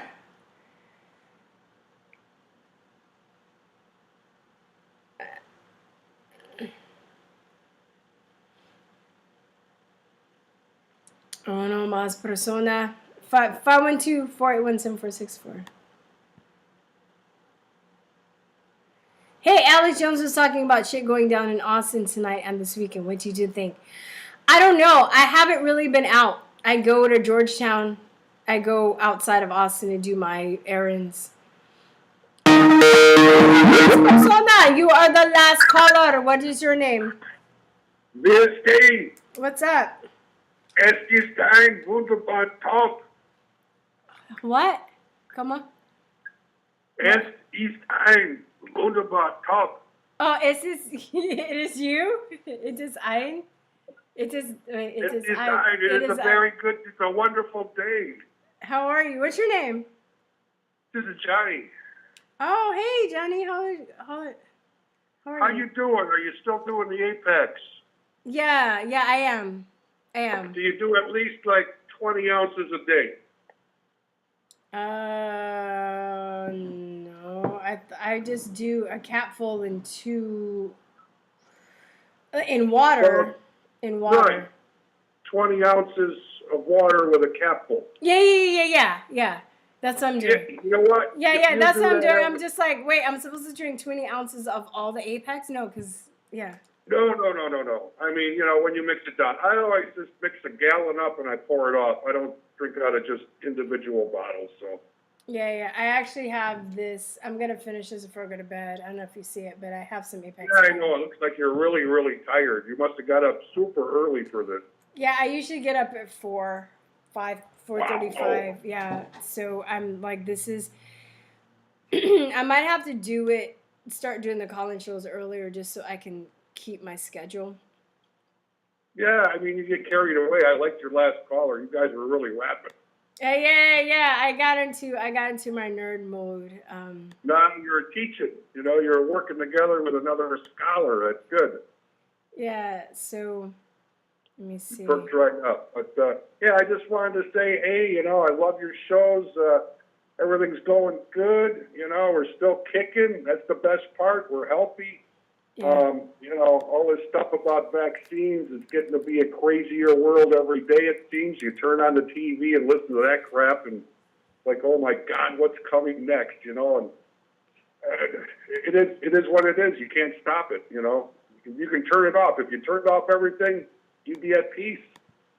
Yeah, I know. I've actually just been kind of focusing on my channel, and then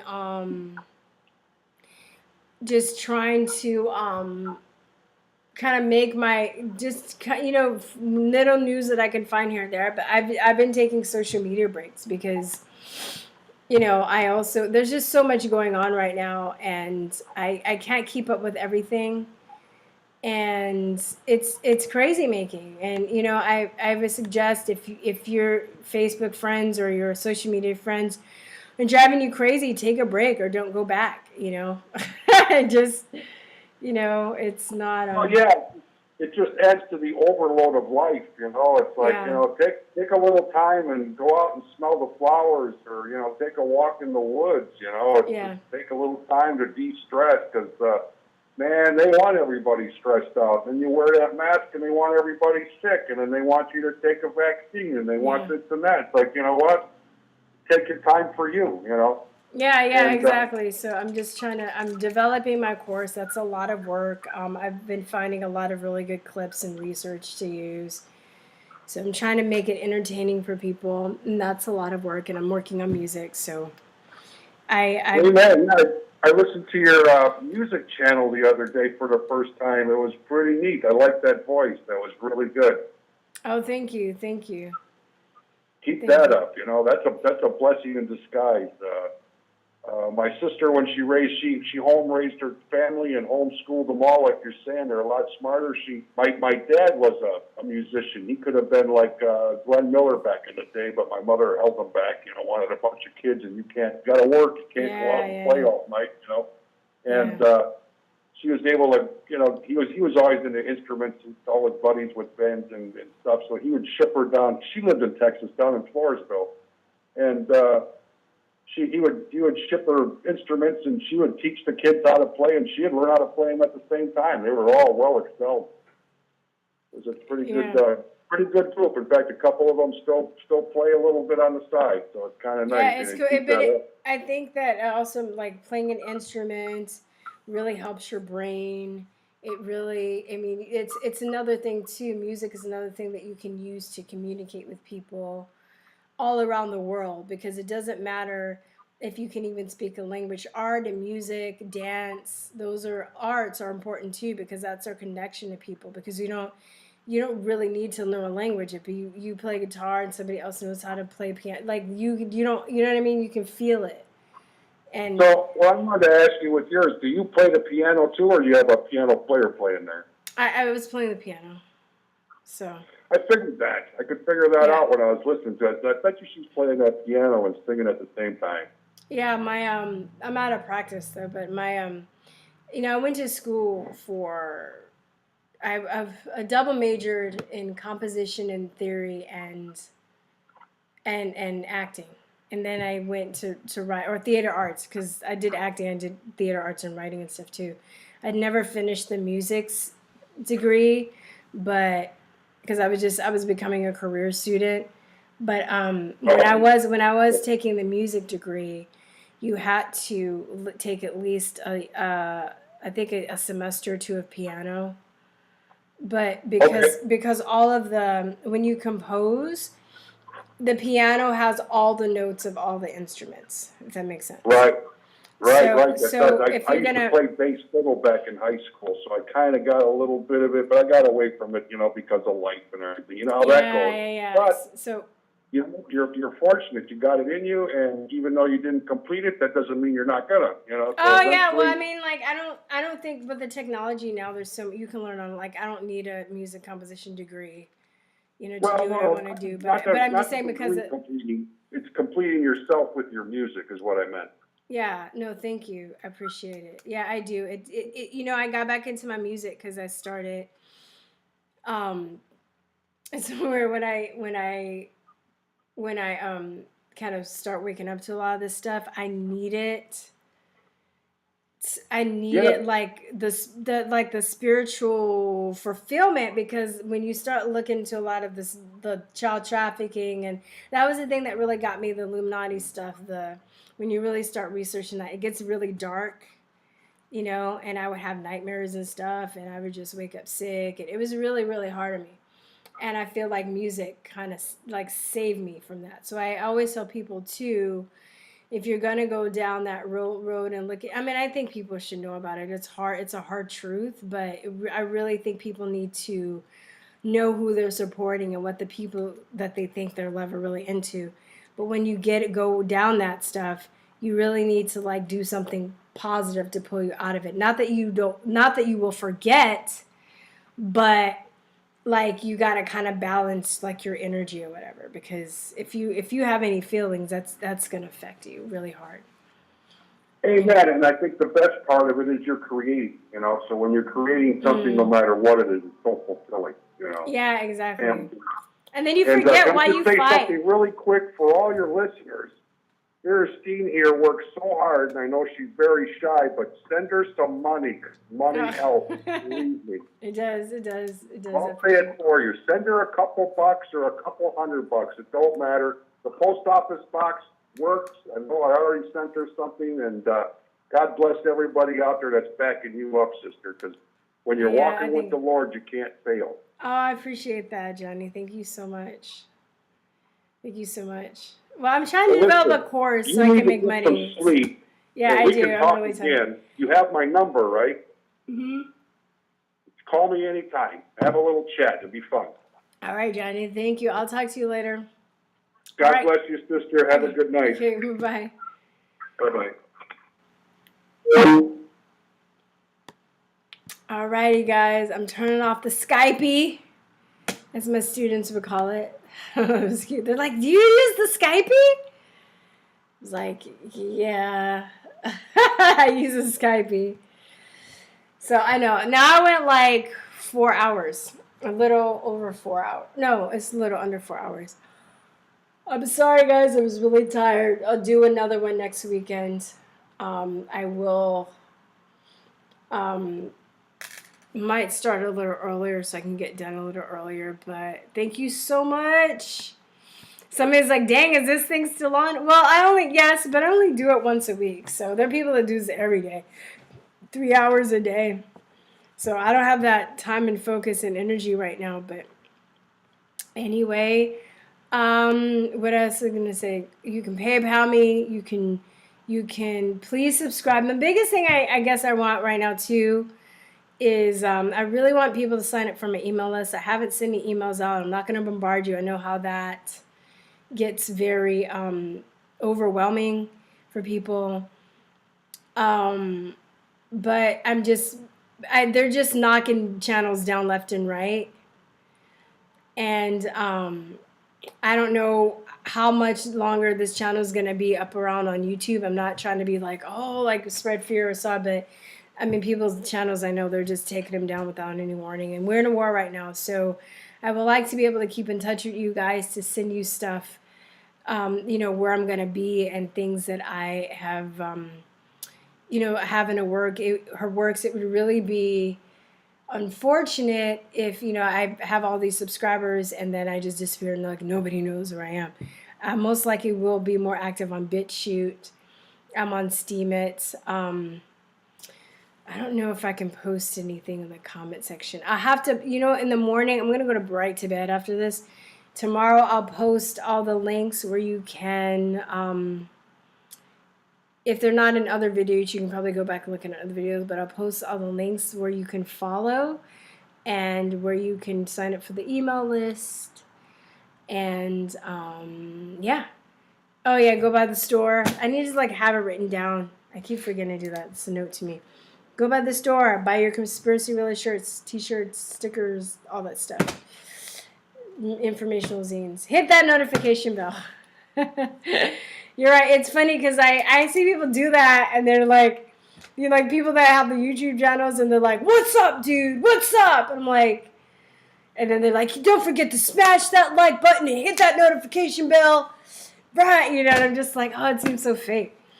But at the same time, they do have a formula, and I think, I got to be a little bit more faster so people are on their, what do you call it? It's on there.